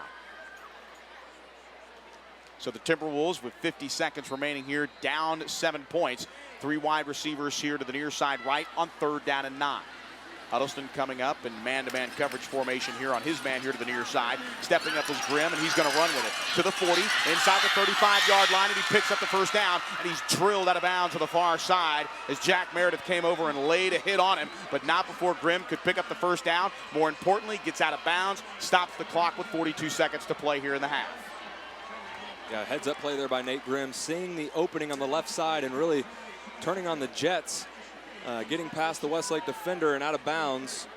Great play to get the first down, great play to get out of bounds, and now Cedar Park really putting together their best drive of the night by far. 2 wide receivers make it, 3 here to the near side right. In the slot right is Ethan Fry. 1 receiver at the top and rolling right and throwing right. And that time, Ticket City twin number 2, Derek Cohen, getting involved in a collision right there at the 34-yard line. No real play made by Derek in that exchange. The ball came through. Everybody in the right position, but the ball just a little off target there from Nate Grimm, and it's incomplete, 2nd down and 10. Well, that's a hit that probably gets flagged at the college or NFL level.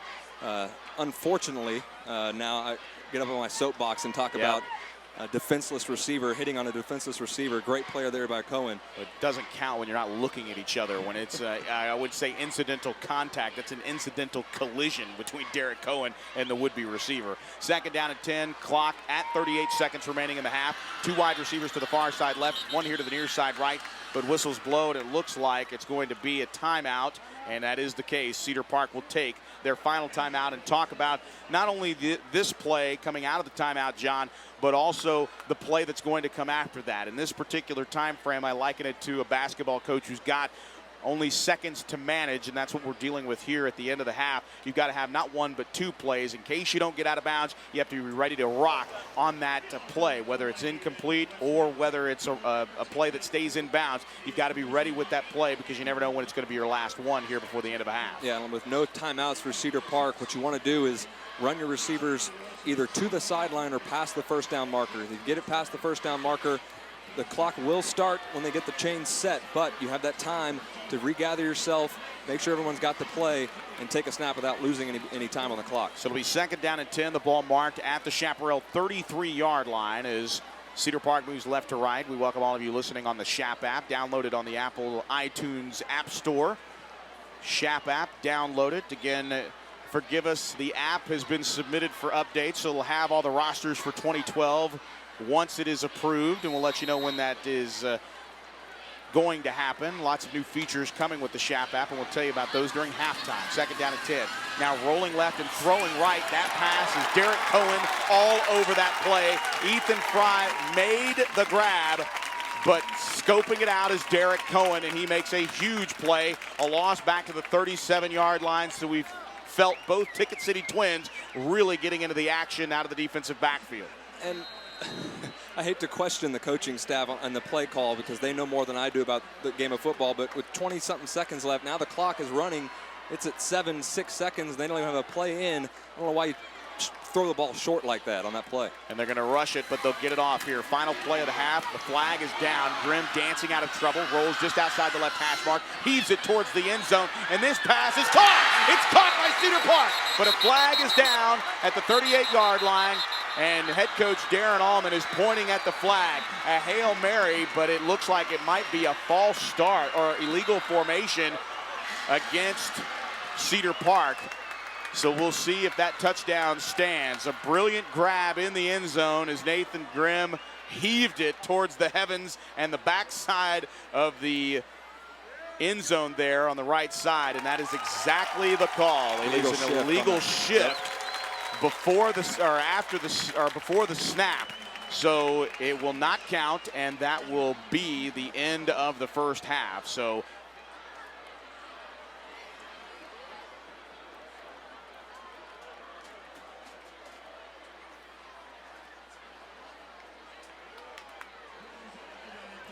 and Rick James really just taking the words out of my mouth. That's what I was about to say. This will be an untimed down. I thought mainly for a minute there, if the play had resulted in an incomplete pass, of course, Darren Allman would have declined it. They'd have gone into the half and into the locker room. But because of the result of the play was a touchdown, Cedar Park gets the benefit. Now, A play ago, you were talking, or at least questioning the play call on a short dump pass to Ethan Fry on a little trick play, trying to find Fry some open running room. Now they have time to actually run a play. So the untimed down, here's the play action. Grimm stepping up, he's pressured, looking, can't throw the ball now, and he's down at the 35-yard line after several Westlake Chaparrals, including Karsten Hood, able to wrap him up at the 35-yard line. So Grimm, coming off the elation of what he thought was a Hail Mary touchdown to try to tie the game before the end of the half, turns into just a little off-tackle dart to the 35-yard line, and it will end with that. Joe Taylor alongside John Nidell. Down on the sidelines is Matt Nader with Darren Allman. Coach Allman, great first half, well played. Thoughts on the first half and what do we need to do to come out in the second half and finish this game? Well, we've got to quit being so bad offensively at times. We're just so inconsistent right now on offense. They're jumping around on defense a bunch, trying to stem their defense. Hopefully they're not calling out any stuff, being illegal, but forcing us to jump. We've moved backwards on a couple drives. It's really shot ourselves in the foot. Some bad snaps, turnover early in the game that put them on the board and gave them a short field. We're playing great defense. We've got to be more consistent offensively. We've done some great things offensively, but it's been in spurts. We've got to be consistent and put it together.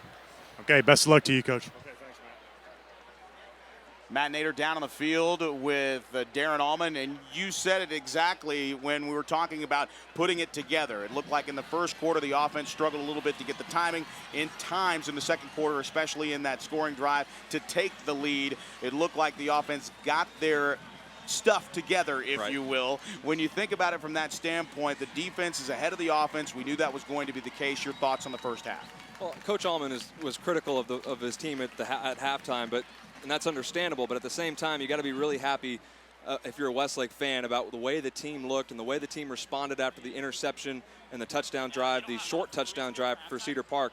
Defense played really well. Sievert looked really good. The wide receivers looked great. So come out in the second half, just play hard, and I think Westlake will come out on top in the end. The one thing coming off those points is that happened, an interception for Jordan Sievert. It turned into points. The Chaparral defense, it did not faze them. They were able to hang tough even in the second quarter when Cedar Park started to move the football and get a sense of urgency late in the half.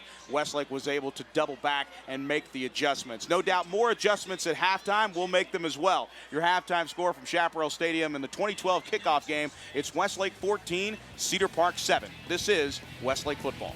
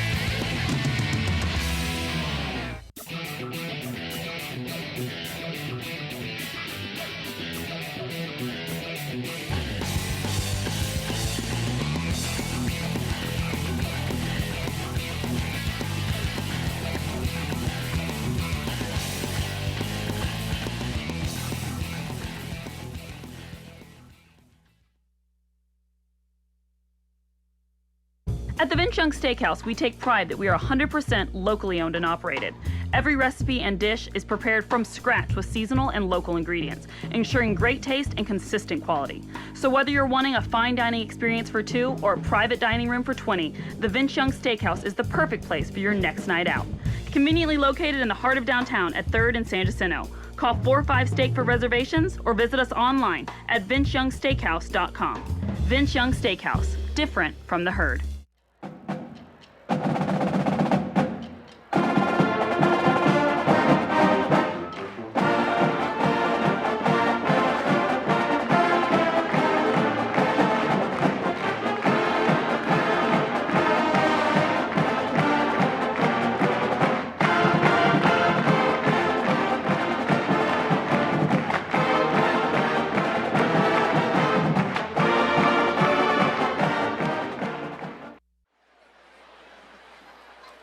Ladies and gentlemen, welcome to the continuation of tonight's halftime entertainment.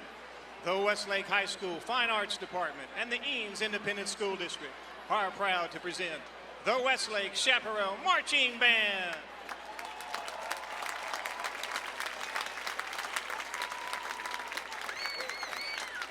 This year's band officers are President Landon Hagedis, Vice President Chris Dasher, Secretary Gina Lee, Treasurer Mina Lee, Quartermaster Scott Newman, Historian Charlotte Price, Librarian Kristen Astracan, Representative at Large Soto Dedes, Color Guard Captain Emily Gerhardt, Percussion Captain Lily Pipkin, Jazz Representative Aaron Abair, and Freshman Representative Brandon Lee. Marchers of the Week are flute player Laura Pitts and trumpet player Ben Peterson. Guard Member of the Week is Shannon Hetland. The Westlake Band enjoys a storied history of superior musical accomplishments, having performed throughout the United States and abroad. The band has earned UIL sweepstakes 40 times in the past 41 years, and also placed in the finals in numerous Bands of America regional contests. Additionally, in the last two UIL marching competitions of 2008 and 2010, Westlake finished in the top 10 in the state, placing it in the top 1% of all Texas 5A marching bands. With another trip to state as their goal, the band members have already put in long hours, many of them in our pleasant, refreshing summer sun. They continue to work hard on a daily basis, expanding and polishing their show as they prepare for their UIL journey, plus some other marching festivals this fall as well. In front of the CHAP Band and giving their salute are this year's drum majors, Tanya Haddad, Sarah Hooper, and Brandon Bergeron. The band's 2012 production is entitled Promenade and portrays an elegant night at the ball. In future weeks, as the band continues to work on their show, you will experience the totality of the event, including some impressive props and sets. Tonight, the CHAP Band will perform the first movement that depicts the beginning of the ball, as announced with a stately brass fanfare as the guests begin to enter the ballroom. The music is by Dmitri Shostakovich and is entitled Festive Overture.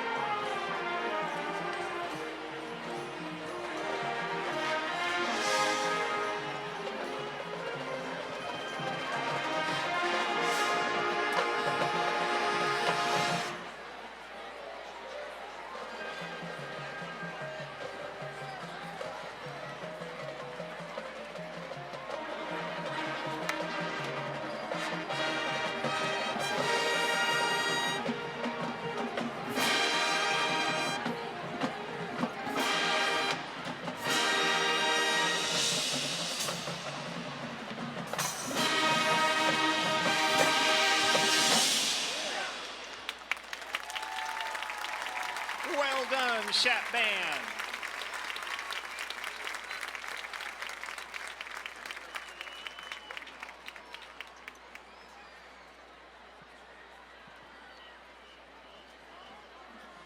And now the Westlake Highline, under the direction of Chelsea Capizzuti and Lindsey Young. The award-winning Highline continues with a rich tradition of excellence. Highline's board members are President Ellen Heston, Vice President Stephanie Hoyer, Spirit Director Maddie Bidding, Public Relations Elizabeth Brigham, Treasurer Mary Ferguson, Secretary Anna Fauché, and Historian Lauren Lardner. It's all yours, ladies.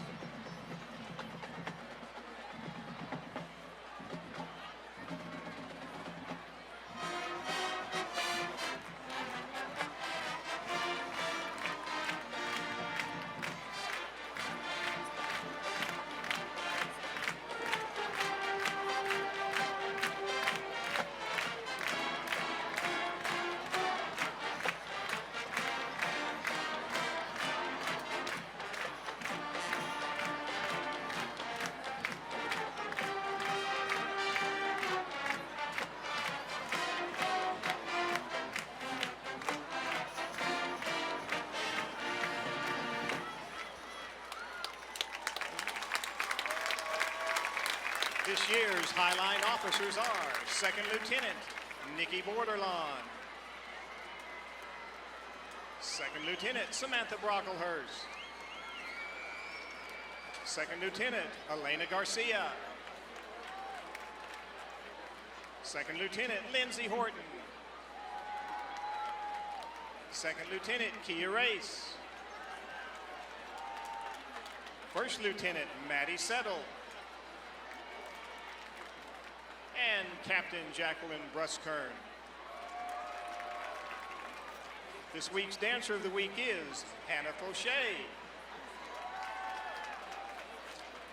Tonight, the Highline Dance Team proudly debuts their palm routine to a popular song by the American rock band, The Romantics, What I Like About You.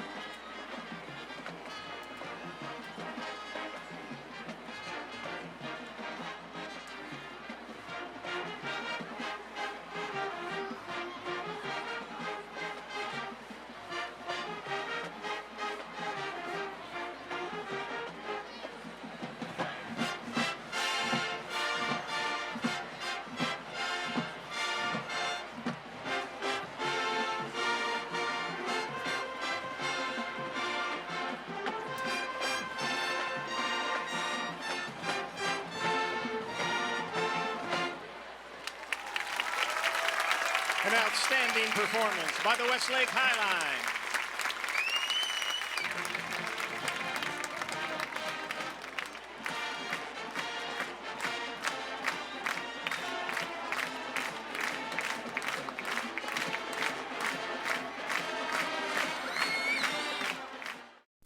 At age 40, attorney and Marine Corps reservist David Little was the picture of health until the left side of his body went completely numb. We were on the phone while he was driving home when he suddenly stopped talking. My dad had a stroke when he was driving me home. I'm just really glad he ended up at St. David's, South Austin. St. David's, South Austin saved my life. Do you know what to do in an emergency? Visit stdavids.com to learn more. Bedbugs can invade your home via unexpected places, like from a college dorm room or a family trip. Bedbugs are hard to detect and almost impossible for a homeowner to get rid of themselves. ABC's heat remediation process is the most effective non-chemical treatment available. Heat gets rid of bedbugs in a matter of hours with no damage to household contents. With a single treatment, rooms can return to normal use free of bedbugs. For bedbug problems, call ABC Home and Commercial Services, specialists for your environment. Welcome back to the second half. It's kickoff 2012. Joe Taylor alongside John Nidell, Abe Garcia, Matt Nader down on the sidelines. 14-7, Westlake with the lead over Cedar Park. They will start on defense. Cedar Park will come out. It's all about first game, first half jitters. But now everybody's got to settle in and execute. That's both sides of the ball, including Westlake. Yeah, and those first game jitters, they're not reserved for the high school game. If you watched South Carolina Vanderbilt last night or any other game last night, you saw a lot of first game jitters. So it's to be expected. Still a lot of positive signs from this Westlake football team. You just want to continue the things you did well here in the second half. And, you know, if Westlake does what they did in the first half, they're going to come out on top. 14-7 your lead. Joe Taylor, again, John Nidell. Down on the field is Matt Nader. You heard his first half thoughts. And we're very pleased to be joined by Matt. Again, just an interesting road. Had the opportunity where the University of Texas honored his scholarship despite the injury to his heart. And he was able to at least be in the program, but not just hang out.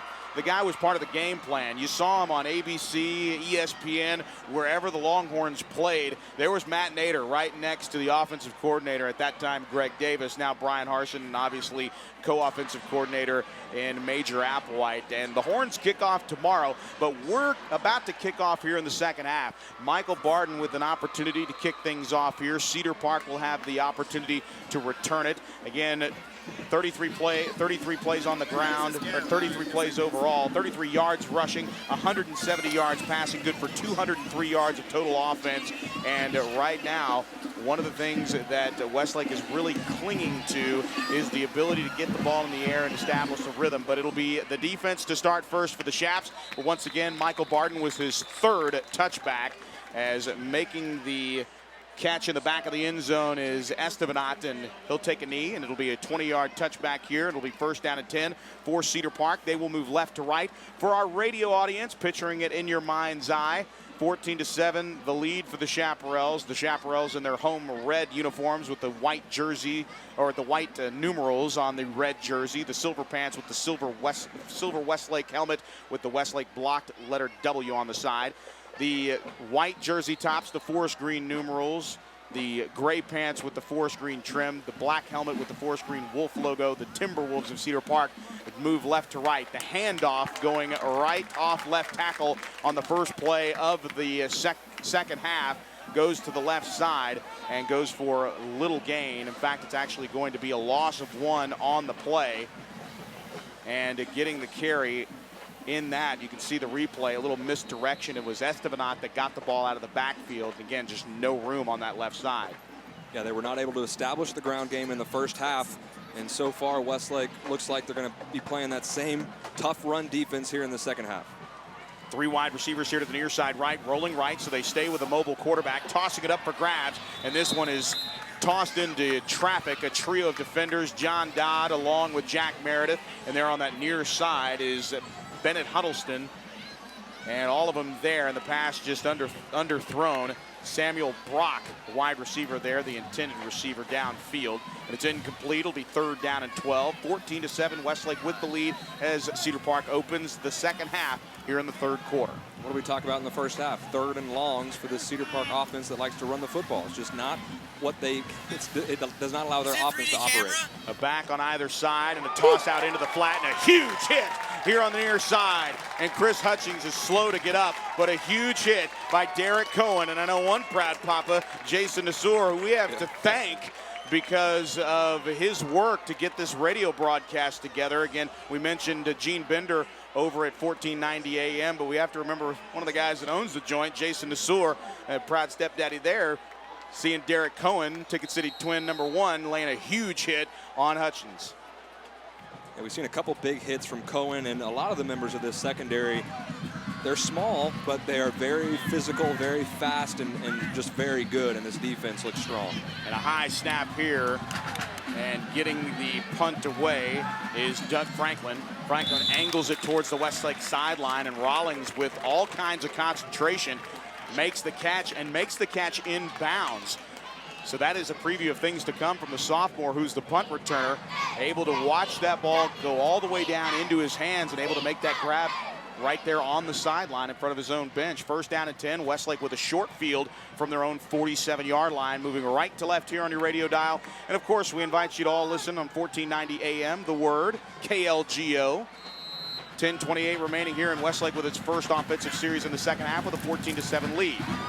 And the zone replay, and the handoff will go to the right side, and it will be Ben Slaughter.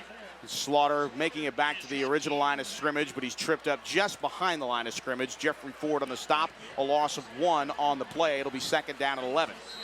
Quick to the line, and the whistle blows here. A quick look to the sidelines for the play. 2 wide receivers here to the near side left, 1 to the far side right, with 2 backs joining Sievert in the backfield in the modified pistol. And the handoff once again to Slaughter. Slaughter around the right side, crosses the 50-yard line to the 48. Bounced out of bounds, but flags come in, and the flag thrown just inside the 45-yard line at the 43. It's a holding on the CHAP, so it's going to back them up into a 2nd and 21. But the difference, obviously, is that we've seen in the first half, Westlake is able to overcome 2nd and 3rd and long situations, unlike Cedar Park so far. Holding on the offense. 10-yard penalty, previous spot. Still second. So it'll be second down, and a 10-yard penalty there on the hold, and really just coming around that toss sweep on the far right side. You know that even though it's a play they don't necessarily dial up a lot in the first half, here in the second half, they're going to try to run some clock and really establish some things on the ground to find out what these guys can do, not only this week, but next week against Temple. A quick sideline pass from Sievert, and it's to the line of scrimmage. And a nice play made on the far side, and it looked like coming up with the catch was Harrison Lyons. Lyons just a quick reception there, and a nice pickup out to the right around the 48-yard line. So a nice pickup there of almost 9 yards as the ball right on the right hash mark at the 48-yard line in Chaparral territory, setting up 3rd down and 9. 2 wide receivers here to the near side. Here comes the pressure, firing downfield, and Harrison Lyons had a step, but the ball is slightly overthrown. Step for step with Sean Engel for Cedar Park, and Harrison Lyons had a step, but the throw just beyond the reach of Harrison Lyons, and it's 4th down for Westlake. Russell Pape checking into the ball game with the ball at midfield. So we'll see here what the Chaparrals can dial up on 4th down and 9, because it does not look like Michael Barton is coming into the game to kick. Well, you know Coach Allman likes those little pooch kicks from his quarterback. We shall see. 2 wide receivers here to the near side left, 1 to the far side right. Pape in at halfback. And now backing up beyond to the 40-yard line, and it will be a pooch punt as Jordan just puts his right foot into it and lets it roll down inside the 20-yard line, and it angles towards the far sideline. That's the Cedar Park sideline, and Harrison Lyons picks it up on the line at the 19-yard line. So field position game, 2 very quick possessions for both ball clubs as both punt, but both come up empty here. 8:57 remaining here in the 3rd quarter, and Westlake with still that 14-7 lead. Yeah, continuing the trend of in the first half of a defensive football game. Both teams able to come out and show what adjustments they made on offense. None of those adjustments really worked. 3 and outs for both ball clubs, and now Cedar Park comes out down 7. Let's see what they try to do here. They've tried to run on early downs and have put themselves in long situations and got out of schedule. So we'll see if they try to mix it up with play action on 1st down. Well, again, a high snap, and the handoff is successful. A broken play, and now just finding his way through the traffic along that right hash mark is Chris Hutchings, and Hutchings darting his way out to about a 6-yard gain, make it 7, and it'll be 2nd down and 3, as Hutchings really just the benefit of good timing there, and got to credit Grimm with the ability to just pull down the high pass and hand it off to his much shorter running back. So 2nd down and 2. Again, a high snap. This time the ball hits the turf, and it's free. Hutchings and Grimm both pounce for it at the 19-yard line. So the progress on 1st down negated by the high snap and the ball hitting the turf at the 19-yard line. Back to the original line of scrimmage.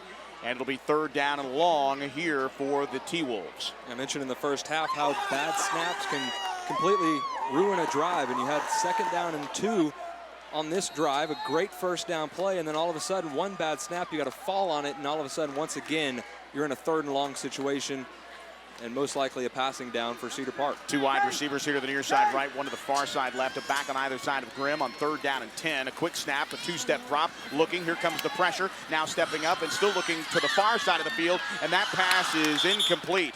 Huddleston was there on the coverage along with Meredith on that far side, and it was intended downfield for Samuel Brock, but there was nothing Brock could do about it. The pass was behind him, incomplete. So again, the bad snap and now an incomplete pass, and just like that, Cedar Park is giving the ball back. Let's go down to the sidelines and Matt Nader. Matt? The center position, and I kind of want to single that position out because it's a difficult position. Not only is it considered to be one of the most cerebral positions, but also there's an added dimension of being able to snap the ball, keep your head up, and focus on your block, whether that be a blitz, because a lot of times they'll blitz right up that alley, or take on your down lineman that's coming at you.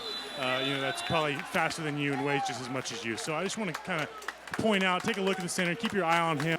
That's a difficult position, and it really takes a special kind of person, physically as well as mentally, to be successful there. Back to you. Thank you very much, Matt Nader, down on the sideline, courtesy of Ticket City, ticketcity.com. If you want to go to the Longhorn game, they've got it. If you want to go to the Cowboys or the Texans on Sunday, they've got it. Ticket City, your source for tickets worldwide. Ticketcity.com, 1-800-SOLD-OUT. The shank punt for Doug Franklin is a short one here to the right side. The Chaparrals given a gift there as they will scrimmage from right around the Cedar Park 37-yard line. And now Sievert with a double reverse handoff, and Rawlings coming to the far side. Rawlings gets to the outside, gets to the boundary, just outside the numbers at the 40, and he's able to cross the 35-yard line to the 34. So a whole lot of running for the young sophomore Sean Rawlings, and he does pick up some nice yardage, about a 3-yard gain. It'll be 2nd down and 7 on the double reverse from Sievert in a very packed backfield, John. Yeah, and just piggybacking off what Matt said, I just want to point out that I did play center as a freshman. Very nice.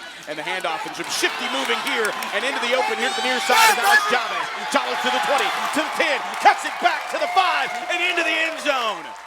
From 34 yards out, the first rushing touchdown of the 2012 season goes to Alex Chavez. Touchdown, Westlake. We're just waiting for one of those runs for either team, really, to break out. We have not seen one long run in this football game, and a great block there by Brandon Box, really knocking out 2 Cedar Park defenders and just absolutely sprung Alex Chavez on that play.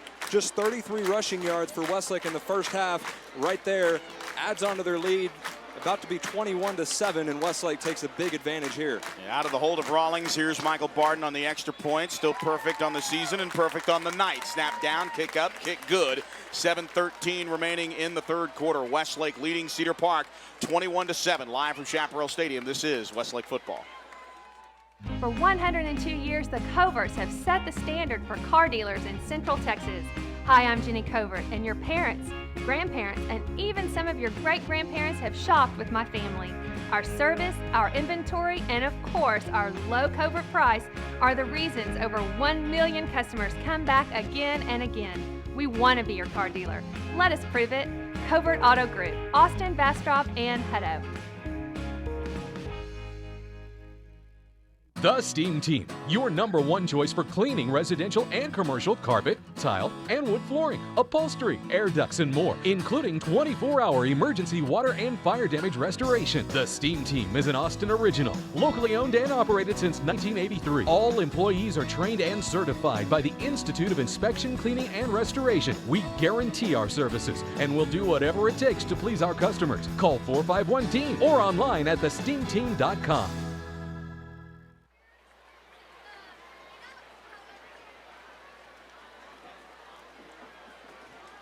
And we will welcome you back to Chaparral Stadium. Cool breeze there on Anthony Patino as he gets a rest before heading back out for defense. Joe Taylor alongside John Nidell down the field to Matt Nader, accompanied by Abe Garcia. Your Salon at the Domain scoring drive, 2 plays, 37 yards, a 34-yard touchdown run by Alex Chavez, his first touchdown run of the season, and the first rushing touchdown for the Chaparrals, part of a trio of scores here, the first of the second half, but it's 21-7. Westlake leading Cedar Park here at home with 7:13 remaining in the 3rd quarter. Michael Barden on to kick it off from right to left. The second time he will do so in the third quarter, and it's a line drive kick that will make it to the back of the end zone and into the pit here on the south end of the stadium. It will be a touchback. We go down to the sidelines of Matt Nader. Matt? Follow up on what John said about that excellent block by Brandon Box. That's one of the most difficult things to do as a receiver coach, is to get your receivers to really go in there and block inside and put a hat on somebody. But when you do, it's one of the most gruesome attacks from an offensive player to a defensive player, because those linebackers and outside guys, rovers, really aren't even looking at the outside. When they're looking at the offensive line to see if it's run or pass, and they're looking at the running back to see which direction he goes and cover him up. And so when you get that receiver cracking down, it can open up a touchdown, just as we saw right there by Chavez. Yeah, and this is really the ultimate team game, and it's why we love the game of football. There's 11 guys on the field for each team. It takes one guy not doing his job for a play to get blown up, and Brandon Box did his job, blocked 2 guys, and that's the result. You get it in the end zone. 5 yards, still first down. So a false start there is right now. It's all about how you answer if you're Cedar Park. And Cedar Park, with that touchdown run, they know that Westlake has got their ship guided in the right direction offensively. And now Cedar Park's got to answer to try to cut this lead in half with 7:12 to play here in the third quarter. And Grimm going for the play action pass and going for it all. Has a man downfield, and that pass is intercepted by Carson Spencer. Wow, it just came down in his hand. Carson at the 50. The flag is thrown at the back end of the play, but Carson Spencer step for step with the intended receiver downfield for the Cedar Park Timberwolves. And for the T-Wolves, that one is the one that got away, because Carson Spencer just hauled that one in. Right guy, right spot, and the ball just landed in his hands.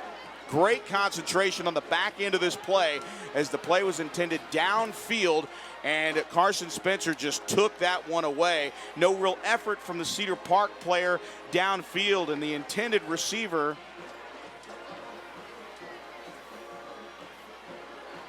and it was Ryan Lemons, the intended receiver. You saw the block in the back, but the turnover stands as the penalty occurred after the fact. So Westlake will keep the football in a big turn of events here, as this is the first time Cedar Park has turned the ball over tonight.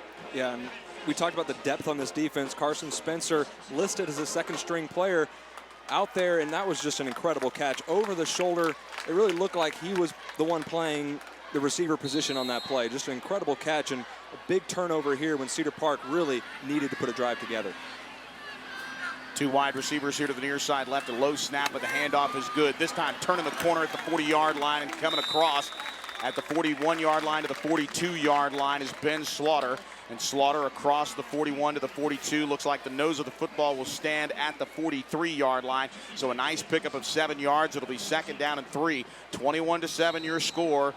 Westlake leading Cedar Park here as the moments tick away in the third quarter, and the Chaps trying to add to it. 2 wide receivers, yet another low snap. This time Slaughter angling right, trying to get to the outside, and does it. And this time again, Cedar Park stepping through defensively, and it was Blake Buffard that was there on the instant pressure that fought through a block and downed Slaughter in the backfield. So it's a loss back to the 39-yard line. And it'll be third down here and long for the Chaparrals. And it doesn't even have to be a completely errant snap to ruin a play. Right there, just a little low. Threw the timing off of that play. On third down, a quick snap on 3rd and 7. A dart right across the middle. The pass is caught, and it's caught at the 48-yard line. Forward progress goes to Patrick Elliott, and it's a first down. So just like that, 3rd and long. This was a down last year in 2011 that plagued the Chaparrals, and it plagued them all the way into the playoff run. No matter how good they were offensively, 3rd and long without the ability to fire that kind of pass. When you rely on that kind of arm on 3rd and long, those actually, and we have some extracurricular activity, taking nothing away from Blake Box or snap, false start, offense.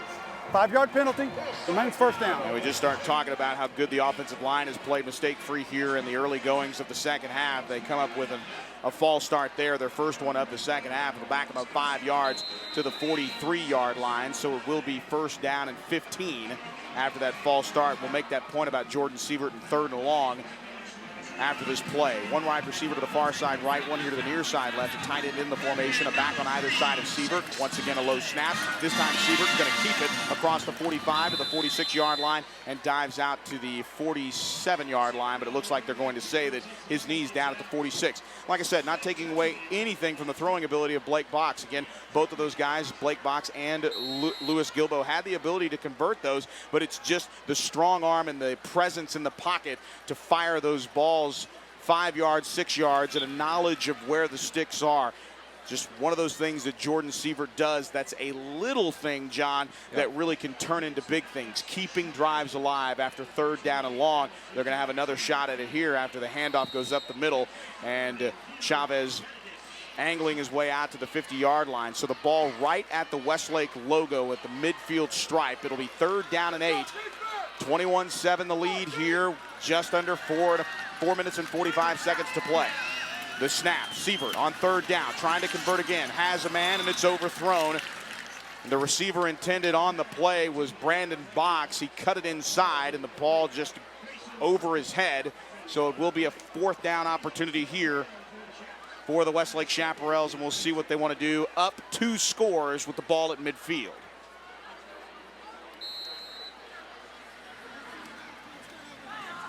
Quarterback staying in. We've seen 1 pooch punt this half. 2 wide receivers here to the near side left. It'll be another pooch punt. And now everybody yelling their familiar call to get away from the football on the Cedar Park side. Westlake corralling it, and once again, field position good. One thing that special teams and playing well, you heard Darren Allman mention it in our pregame interview, that special teams and whoever has the ability to play well on special teams. Well, it's not about just making field goals. It's about getting good punts away. And even this pooch punt and this power spread offense can turn the field over. Now 90 yards of pay dirt with only 4 minutes and 25 seconds remaining in the 3rd quarter. Right now, Westlake doing a good job on special teams of making Cedar Park drive the distance of the field. Yeah, when you have a quarterback as good as Sievert, you can't take the risk of dropping a guy back to receive the punt. On the handoff, Hutchings trying to turn the corner and does at the 10, after the 15-yard line, and he's out of bounds as he runs out of real estate there. Chase given by Tate Shaw along with Noah Thompson.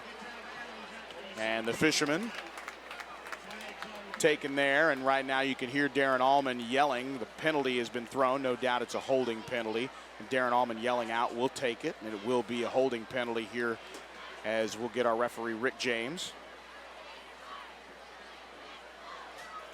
Offense. Half the distance to the goal. We play 1st down. So it will be 1st down. And now the opportunity to get really interesting on the defensive coordinator position. If you're Jeff Joseph right now, what kind of plays you got dialed up here when the ball's at the 5-yard line? 1st down and 15.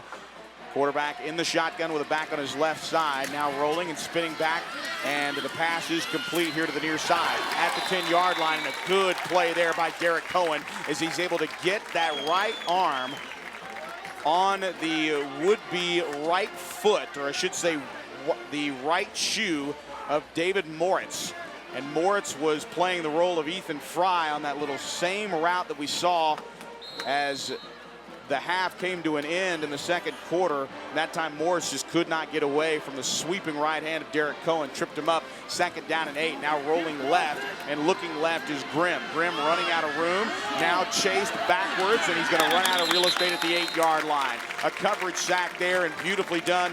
Jacob Mansour along with Justin Miller. All of the defensive linemen over there and the interior linebackers just bottling up that right side of the defense. Nice job there defensively for Westlake to set up the 3rd down. Yeah, Westlake's really swarmed the football all game, but I want to go back to that play by Derek Cohen. He has absolutely flashed on this football field tonight. Took on the block of big 78 Riley Mayfield, the star offensive tackle. And I thought he got kicked out of the play, but shows the athletic ability, the explosion to get back in the play and knock down the receiver. What otherwise would have been a big gain.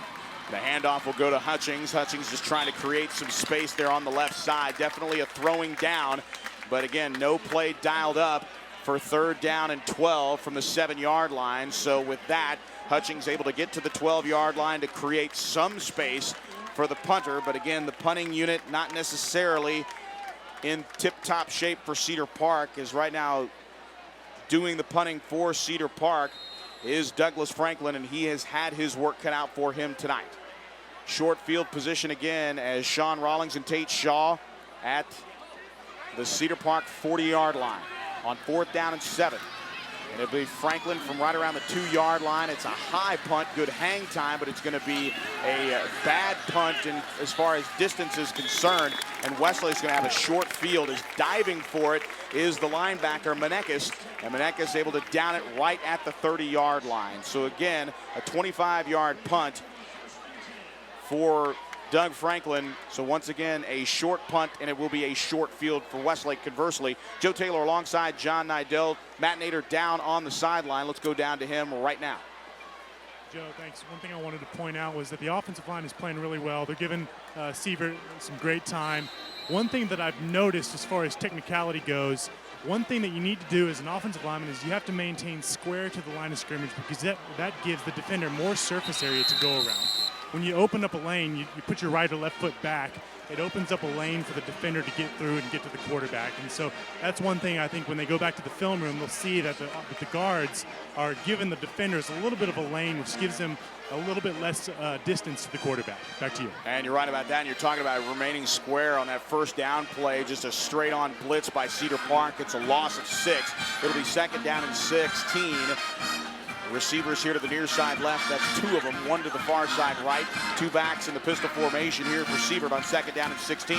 The give to Keith Carter. Not much room up the middle as Keith dives across the line of scrimmage down to the 36-yard line. So again, a 3rd down and yet another long situation put in play because of the different looks that Cedar Park and Britton are giving the Chaparrals up front along that offensive line. A ton of movement, some timing blitzes, and that first down sack from the 30-yard line really set the tone defensively here for Cedar Park so they could try to get the ball back. And backup center Zach Price is in the game, trying to get somebody in there who can consistently get that snap right to Jordan Sievert. 2 wide receivers to the far side right, 1 here to the near side left. Stepping up here to the near side is Sievert. Now Sievert trying to make something with his feet. Inside the 30, down to the 28-yard line. As making the tackle on the back end for Cedar Park is Wadi Elijuri. And with that, Sievert goes down just a yard inside the original line of scrimmage. It'll set up 4th down. And John, I think you were realizing that there was a receiver downfield who had a step here on the near side. It looked like it might have been Christian Bartley, and Christian Bartley along with Zach Dansby getting free on the outside, but Jordan just not seeing them quick enough to get out of the pressure. So it will be 4th down and 9 after a 7-yard pickup by Jordan on third and long. So here we are at 4th and 9 with 2 wide receivers to the far side right and Elliott and Harrison line. A receiver here to the near side left. Quick 2-step drop out of the pistol. Here comes the blitz again, and down goes Sievert at the 40-yard line. They're going to mark him down at the 37-yard line officially, but another huge sack on Jordan Sievert as the Cedar Park defensive line came crashing down, and a nice play there in the open field, especially for Cedar Park defensively coming in and making plays. There is Thomas Hutchings, the sophomore linebacker, really get in there and making a stink as Jeffrey Ford applying the pressure as well. Really a sandwich tackle there between Ford, and along with him is Ben Harrell on that defensive inside to go along with the sophomore. Yeah, he blew right by Garrett Willis there. Willis at 6'8", 314, couldn't get a hand on the faster Ford. And just a great play there. Great call by Brent Britton, just leaving 4 guys in pass coverage.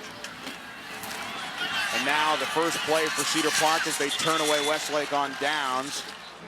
Carson Spencer wrapping up the ball carrier there. Is a nice job there by number 4 for Cedar Park. And again, that's David Moritz. And we're going off the 2 deep here.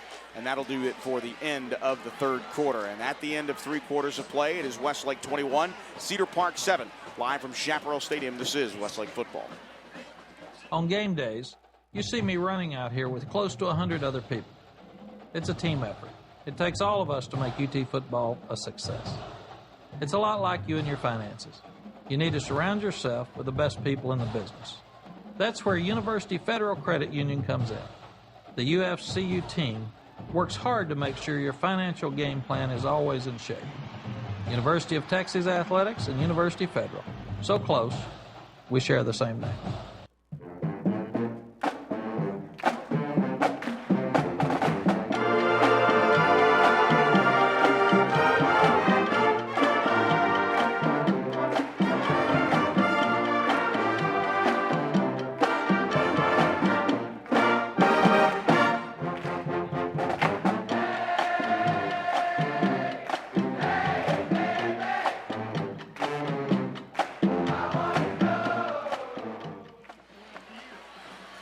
First snap of the fourth quarter, and now a little bit of giddy up and go from Michael Wilson. Wilson not necessarily in on the offensive scheme in the first 3 quarters of play. He closed the third quarter and opens the first quarter with a first down run to the Cedar Park 49-yard line along the right hash. Joe Taylor alongside John Nidell. Matt Nader down on the sidelines out of the loaded backfield. And here's the option pitch here to the near side at the 50 down to the 46-yard line. And the tackle made by Carson Spencer and Tate Shaw. And coming in on the back end defensively there for the Westlake Chaparrals is Hudson Hall. And at the end of that run for Cedar Park, a nice job there, just angling left. And it was Stoney Schoenfeld.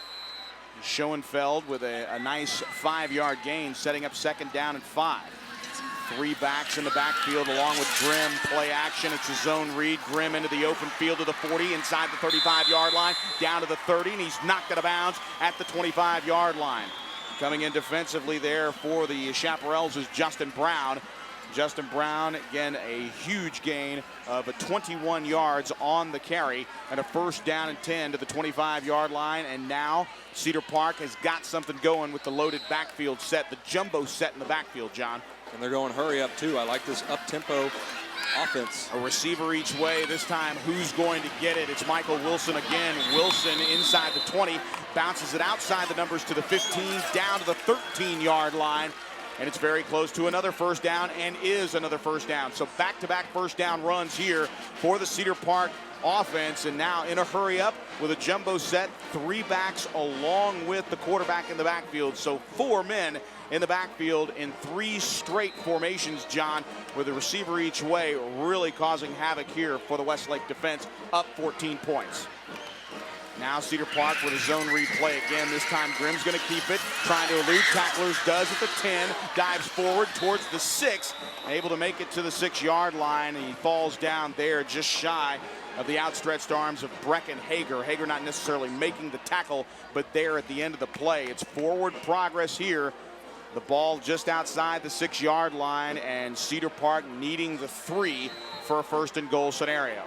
Is this the same offense we saw in the first 3 quarters? No, I'm wondering where this one's been in the back pocket of Joe Willis, but right now it's working here for Cedar Park. 2 wide receivers to the far side right, a back on either side. This time Wilson with a misdirection coming from the left side of the formation, straight up the gut, and this time the Westlake defense is there. Michael Edwards charged up along with Noah Thompson as they're there in the middle for the linebackers to stop the progress of Michael Wilson, and it will be third down and a short 1, the ball just inside the 5-yard line. Yeah, I mean, Cedar Park, in this second half, you just got the sense that Westlake had control of this football game. Well, all of a sudden, Cedar Park has the ball inside of the 5 with a third down and a touchdown here, and it's a 1-score ball game. So now out of the pistol formation here, the handoff will go to Wilson. Wilson trying to fight for the first down, and he did not get it. A huge surge from the defensive line, getting up from the pile is Luke Womack, a backup linebacker. We're seeing a lot of guys on this 2-deep get an opportunity to play, and he was right there in the middle of the pile along with Brecken Hager, but it was Hager that actually got to the rear portion of the pads and flew Michael Wilson backwards to deny him on that 4th down. So it's a loss of about a half a yard. 9:24 remaining. We'll go ahead and keep it here and tell you about our good friends at the Salon at the Domain. Make sure you give them a call tomorrow. It's the perfect time.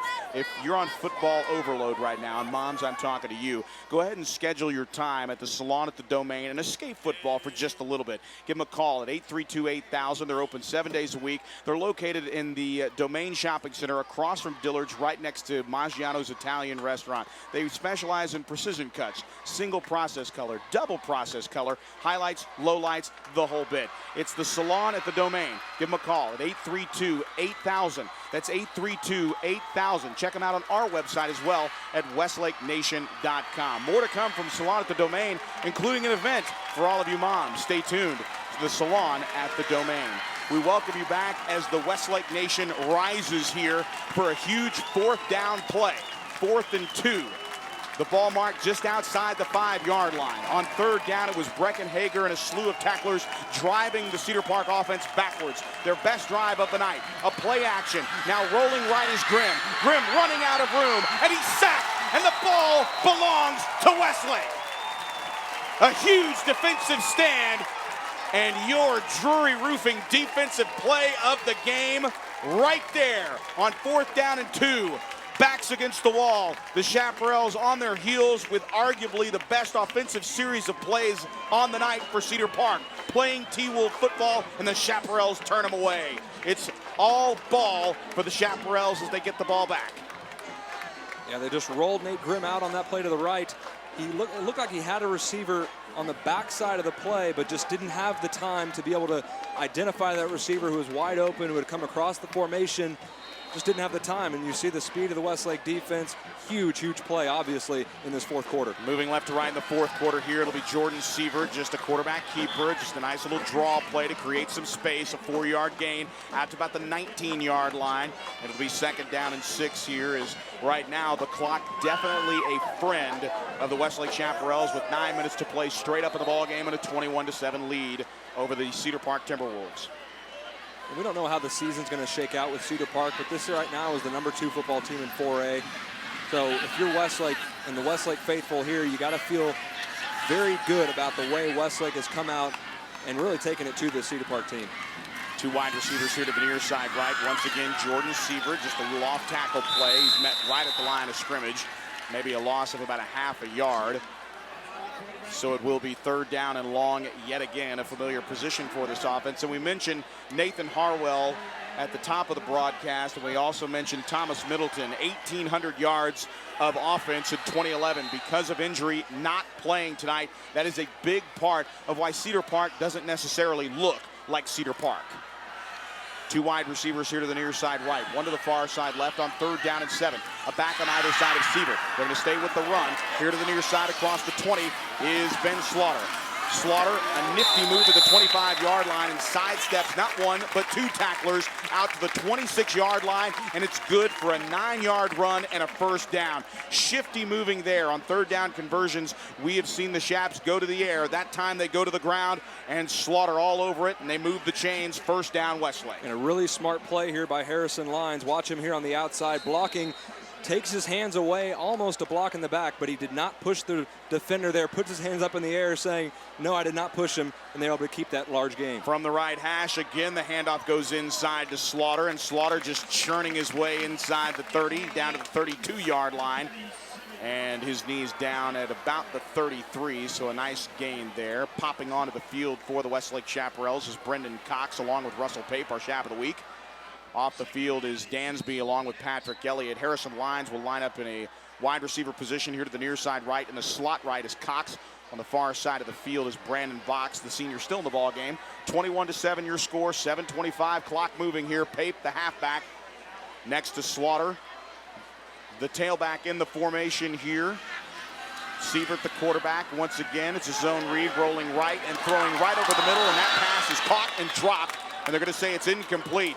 I thought maybe Brandon Box had his hands on the football for at least about a step, but it's a drop and an incomplete pass. A lot of real estate, and that's a situation, John, where Brandon just had way too much time to actually make the play, and it took so much time that actually he didn't make the play. Yeah, when you're coming across the middle like this, you know that there's somebody there that's about to light you up. And Brandon Box, you see it on the replay if you're watching the TV broadcast, just put his head downfield a little too quickly before he made the catch and he dropped the football. So on 3rd down and 6 here from the 34-yard line in Westlake territory, a quick screen is batted down at the line of scrimmage, and it's going to be an incomplete pass. The officials a little late on the call, and Cedar Park defenders actually thought it might have been a live ball, so they dived for it. So an incomplete screen pass will bring up 4th down for Westlake. So again, once again, another drive stalling here on 3rd and long.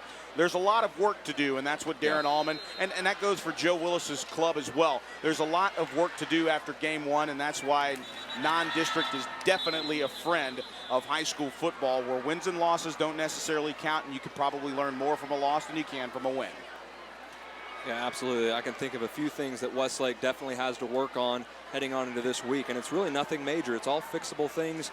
You have snaps to the quarterback, and we'll get the call here from Rick James.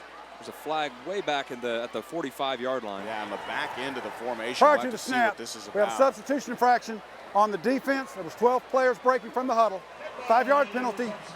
Still fourth down. Yeah, it's going to be 4th down and 1, so a little bit more manageable proposition here.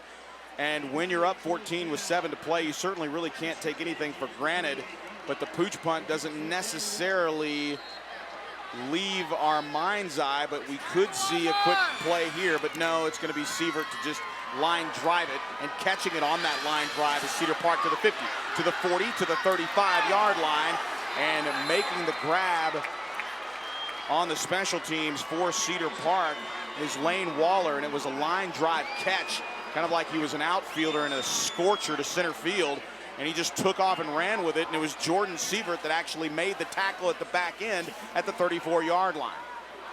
You can see just a line drive kick, and he just takes it immediately and starts running, and almost that kick was almost so quick, almost like one of Jordan's passes, had no hang time, and it almost outkicked the coverage.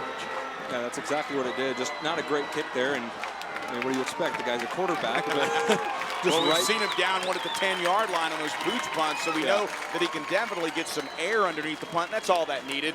But again, it was just a quick forming play. But it was a good adjustment, though, by Cedar Park dropping a guy back to catch that punt.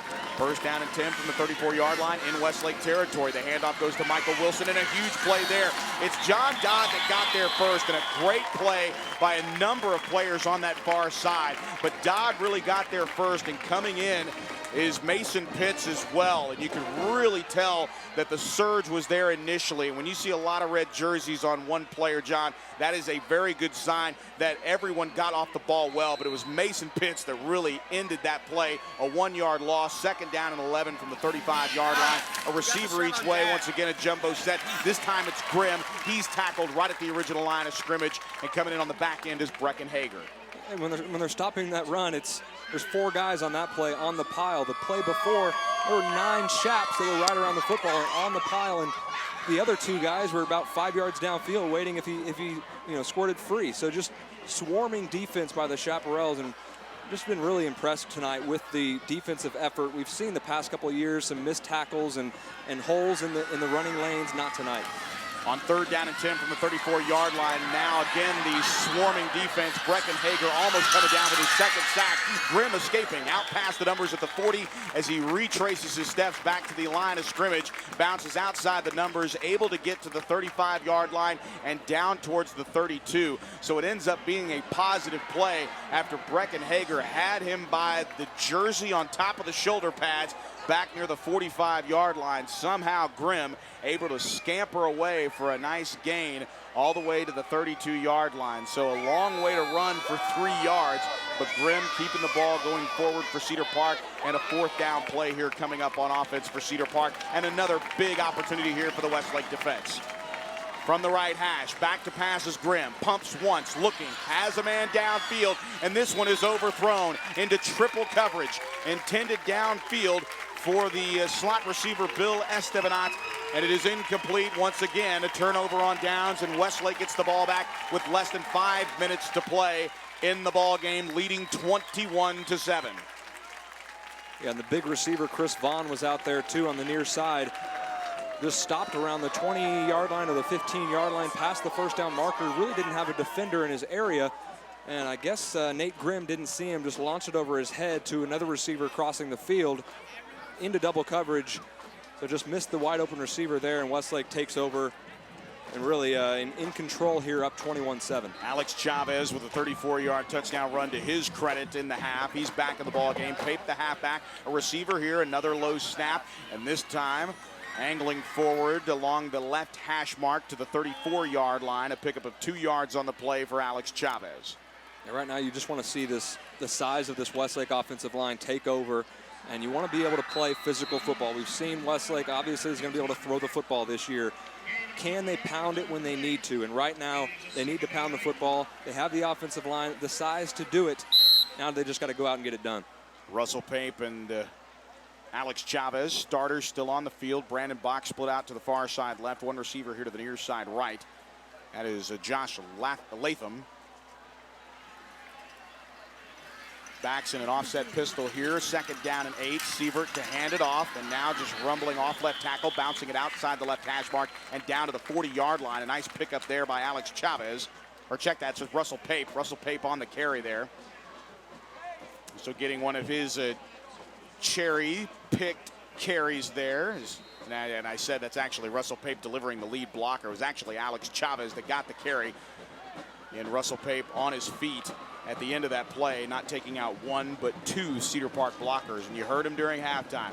There is no love for the halfback as they block on every single play. And that time you saw Russell take on not one but two blockers there to spring Alex Chavez forward for a gain. Here's 3rd down and 2. And this time Chavez gets the toss in the backfield, trying to create space on the outside. And he's brought down in the backfield, a loss of 2 yards on the play. And a timeout has been called with 3:20 to play. We'll go ahead and take it as well. 3:20 to play in the 4th quarter. Live from Chaparral Stadium, Westlake leading Cedar Park 21-7. This is Westlake football. They're not going to try to get fancy with us either. They're going to line up and try to run right at us, and I don't blame them.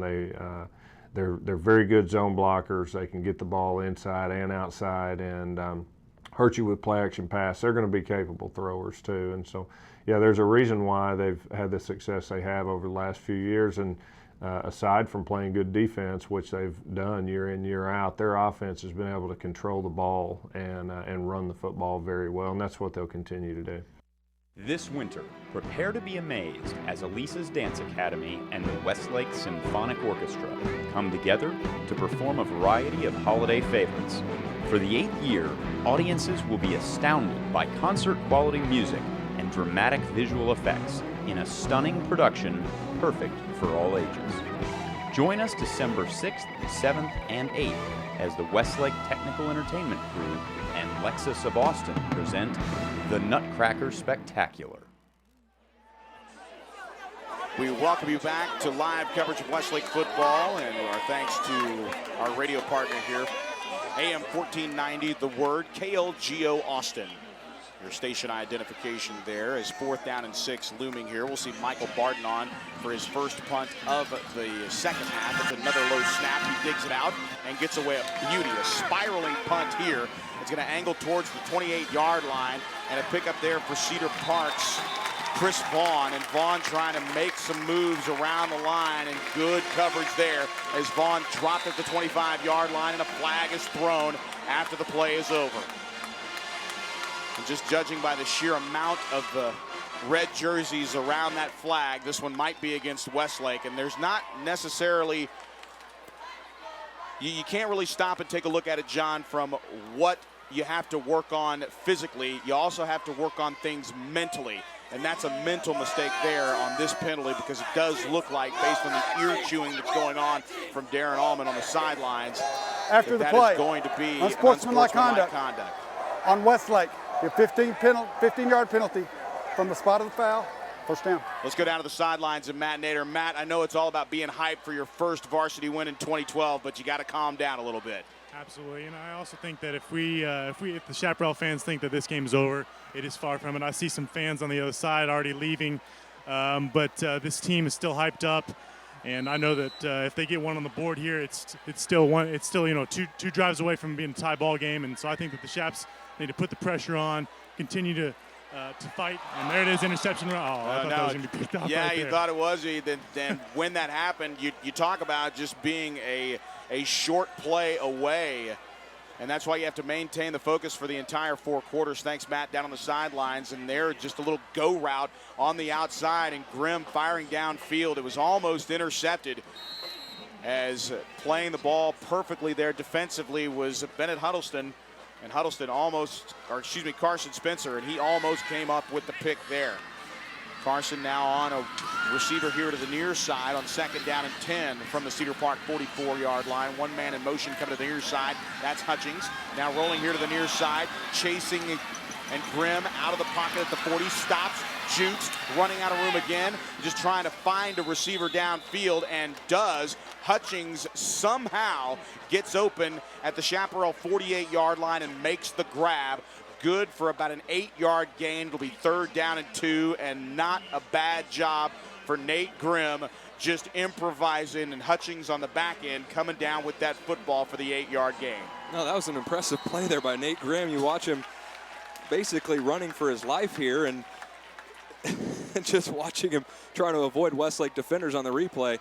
Really nice play, getting near the sideline and really delivering a good play there to Hutchins on the sideline. A rock'em sock'em match between the robots with Nate Grimm and Brecken Hager. And now Hutchins gets the toss on the far side, trying to get to the outside, get to the second level, and he cannot do it. Jack Meredith, along with a slew of others, making their way towards that far sideline and cutting off that seam. And that's why when you talk about opponents, especially in Region 2, John, with the speed out of the Houston area, out of the Dallas-Fort Worth Metroplex, it's the speed of that secondary and that second seven.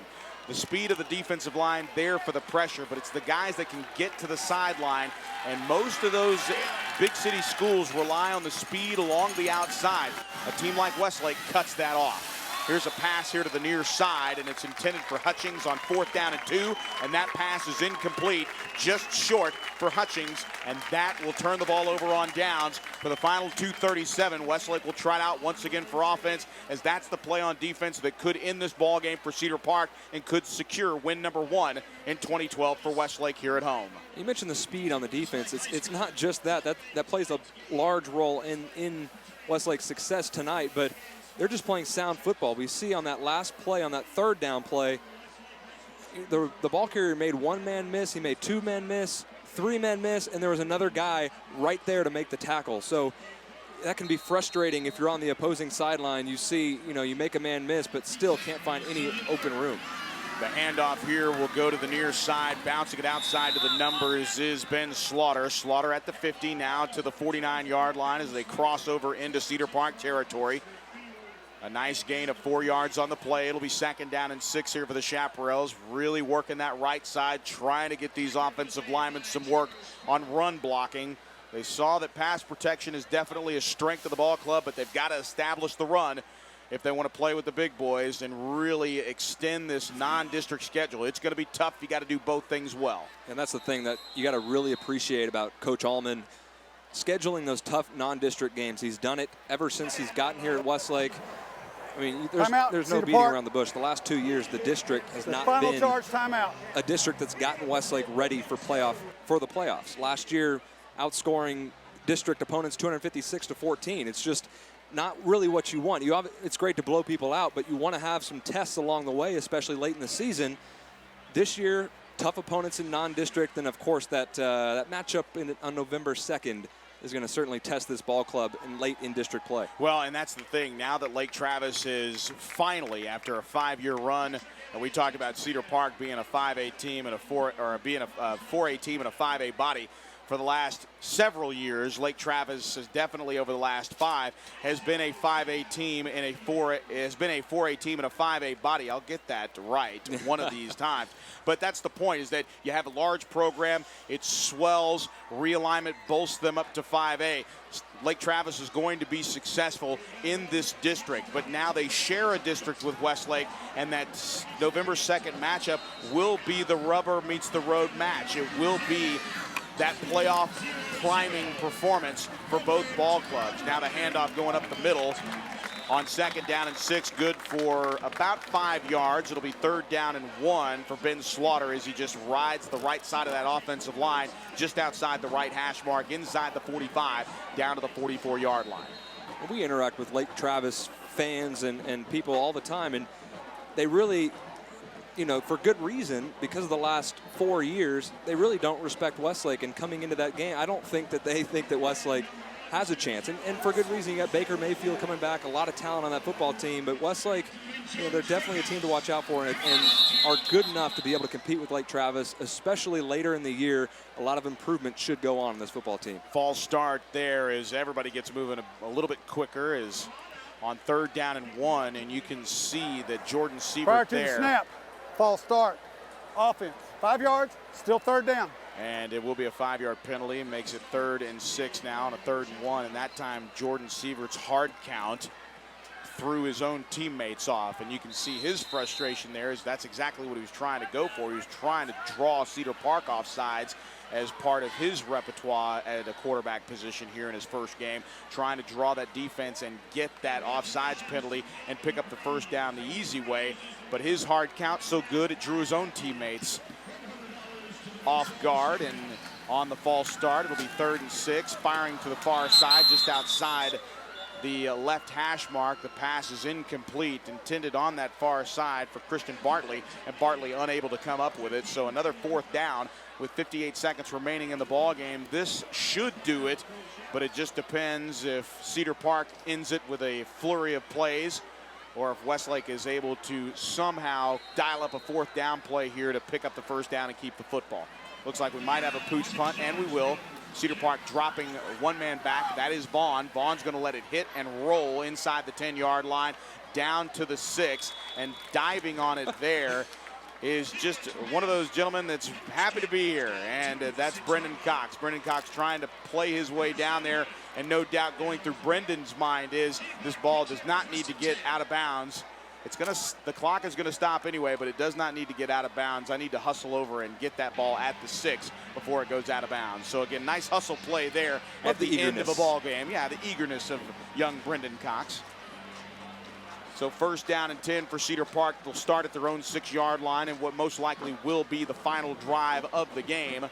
Westlake with a comfortable 14-point lead, and despite all the mistakes, they made the plays when it counted. You know that Darren Allman is going to go back to the drawing board.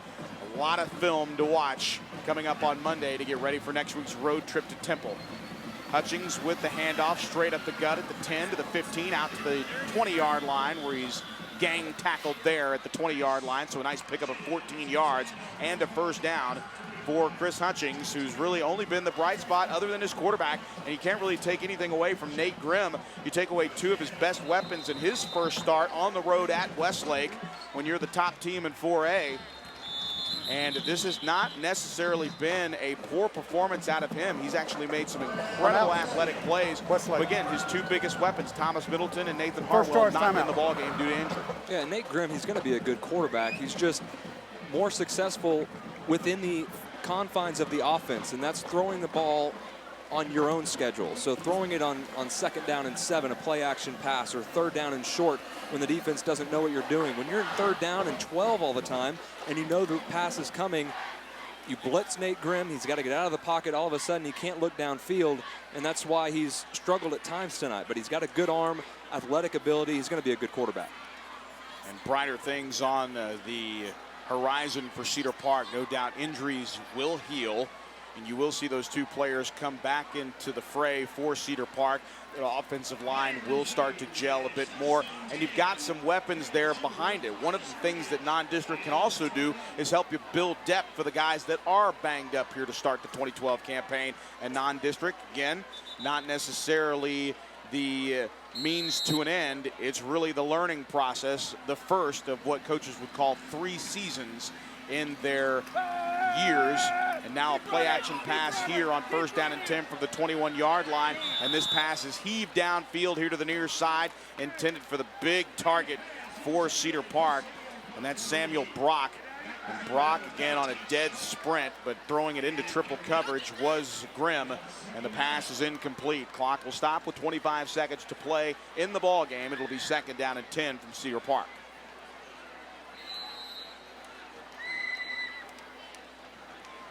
Most of the crowd filtering out here. A high snap, and again a handoff to Hutchings. Hutchings out of the high snap, gets the handoff, turns the corner at the 24-yard line out to the 25. I'm going to say he's down just shy of that 25-yard line. So a pickup of 3 yards officially. 11 seconds remaining in the ball game, and it looks like Cedar Park has taken their final timeout. They will stop the clock with 11 seconds. And now the clock will roll. So no, it looked like we just had a momentary timeout there. Hutchings was down on the field. The clock is moving, and this is going to do it. Cedar Park is just going to let the clock to run out. Not the prettiest way to draw it up, but a shutout in the second half as Westlake defeats Cedar Park in their 2012 home opener, 21-7. Westlake with a 1-0 record now, and their march to Temple begins with a film session and practice on Labor Day Monday. And of course, it'll be a short week for most of us, but on the road Friday night at Wildcat Stadium, the Temple Wildcats, one of the stomping grounds and coaching stops for Darren Allman as a defensive coordinator. Darren Allman takes his now Westlake Chaparral crew up the road on I-35 into Bell County, and Temple will await Westlake next Friday night at 7:30. We'll have the pregame show at 7 o'clock.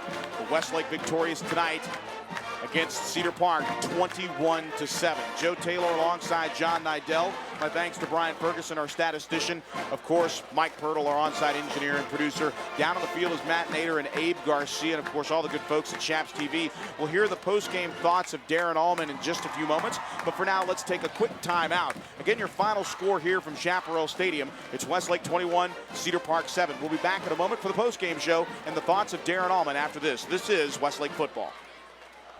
At age 40, attorney and Marine Corps reservist David Little was the picture of health until the left side of his body went completely numb. We were on the phone while he was driving home when he suddenly stopped talking. My dad had a stroke when he was driving me home. I'm just really glad he ended up at St. David's, South Austin. St. David's, South Austin saved my life. Do you know what to do in an emergency? Visit stdavids.com to learn more. At the Vince Young Steakhouse, we take pride that we are 100% locally owned and operated.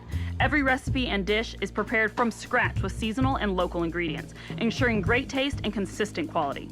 So whether you're wanting a fine dining experience for 2 or a private dining room for 20, the Vince Young Steakhouse is the perfect place for your next night out. Conveniently located in the heart of downtown at 3rd and San Jacinto. Call 45 Steak for reservations or visit us online at vinceyoungsteakhouse.com. Vince Young Steakhouse, different from the herd.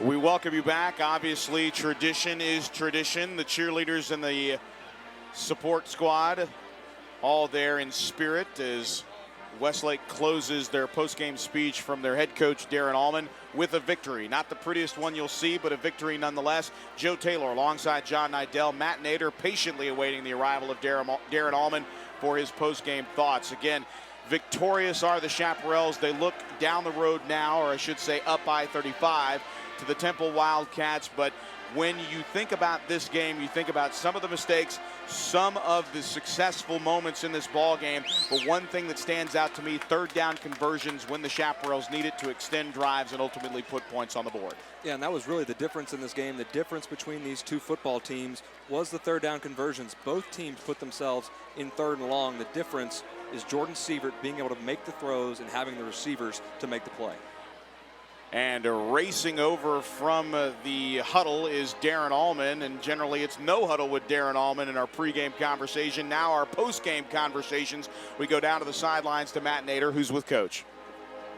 Congratulations on your winning your opener. I know that when you go back to the film room, it's never as bad and it's never as good, but talk to us a little bit about the things that you executed on tonight and the things that we got to go back to the film room and correct for next week. Well, we fought really hard, and that's a good start. You know, our guys are playing really, really hard and fast, and you know, that's a good start. We'll take that because we can grow from that. Defensively, we just played outstanding, and didn't play a perfect game by any means. We need to get a few more turnovers, but really playing fast on defense, and that was the difference tonight. Our defense carried us when our offense was kind of hot and cold, and we've got a lot of things to get ironed out offensively, but had a lot of guys starting for their first time tonight too, and I'm sure had some jitters, and a lot of it is that we're playing a good team too, so we recognize that as well, but very proud of them. That's a big win, a great way for us to start. Congratulations, Coach. I can't wait to see what you got next week. That's Matt Nader down on the sidelines with Darren Allman, a victorious Darren Allman and a Westlake Chaparral football team. 21-7, the final score back up here in the UFCU broadcast booth. Joe Taylor alongside John Nidell. Really, for the first game, John, one thing that really stands out, not necessarily the speed of the defense like we talked about earlier in the broadcast, but also just how well the defense played. And you can really attribute that to the depth on this defense and the depth on the entire football team.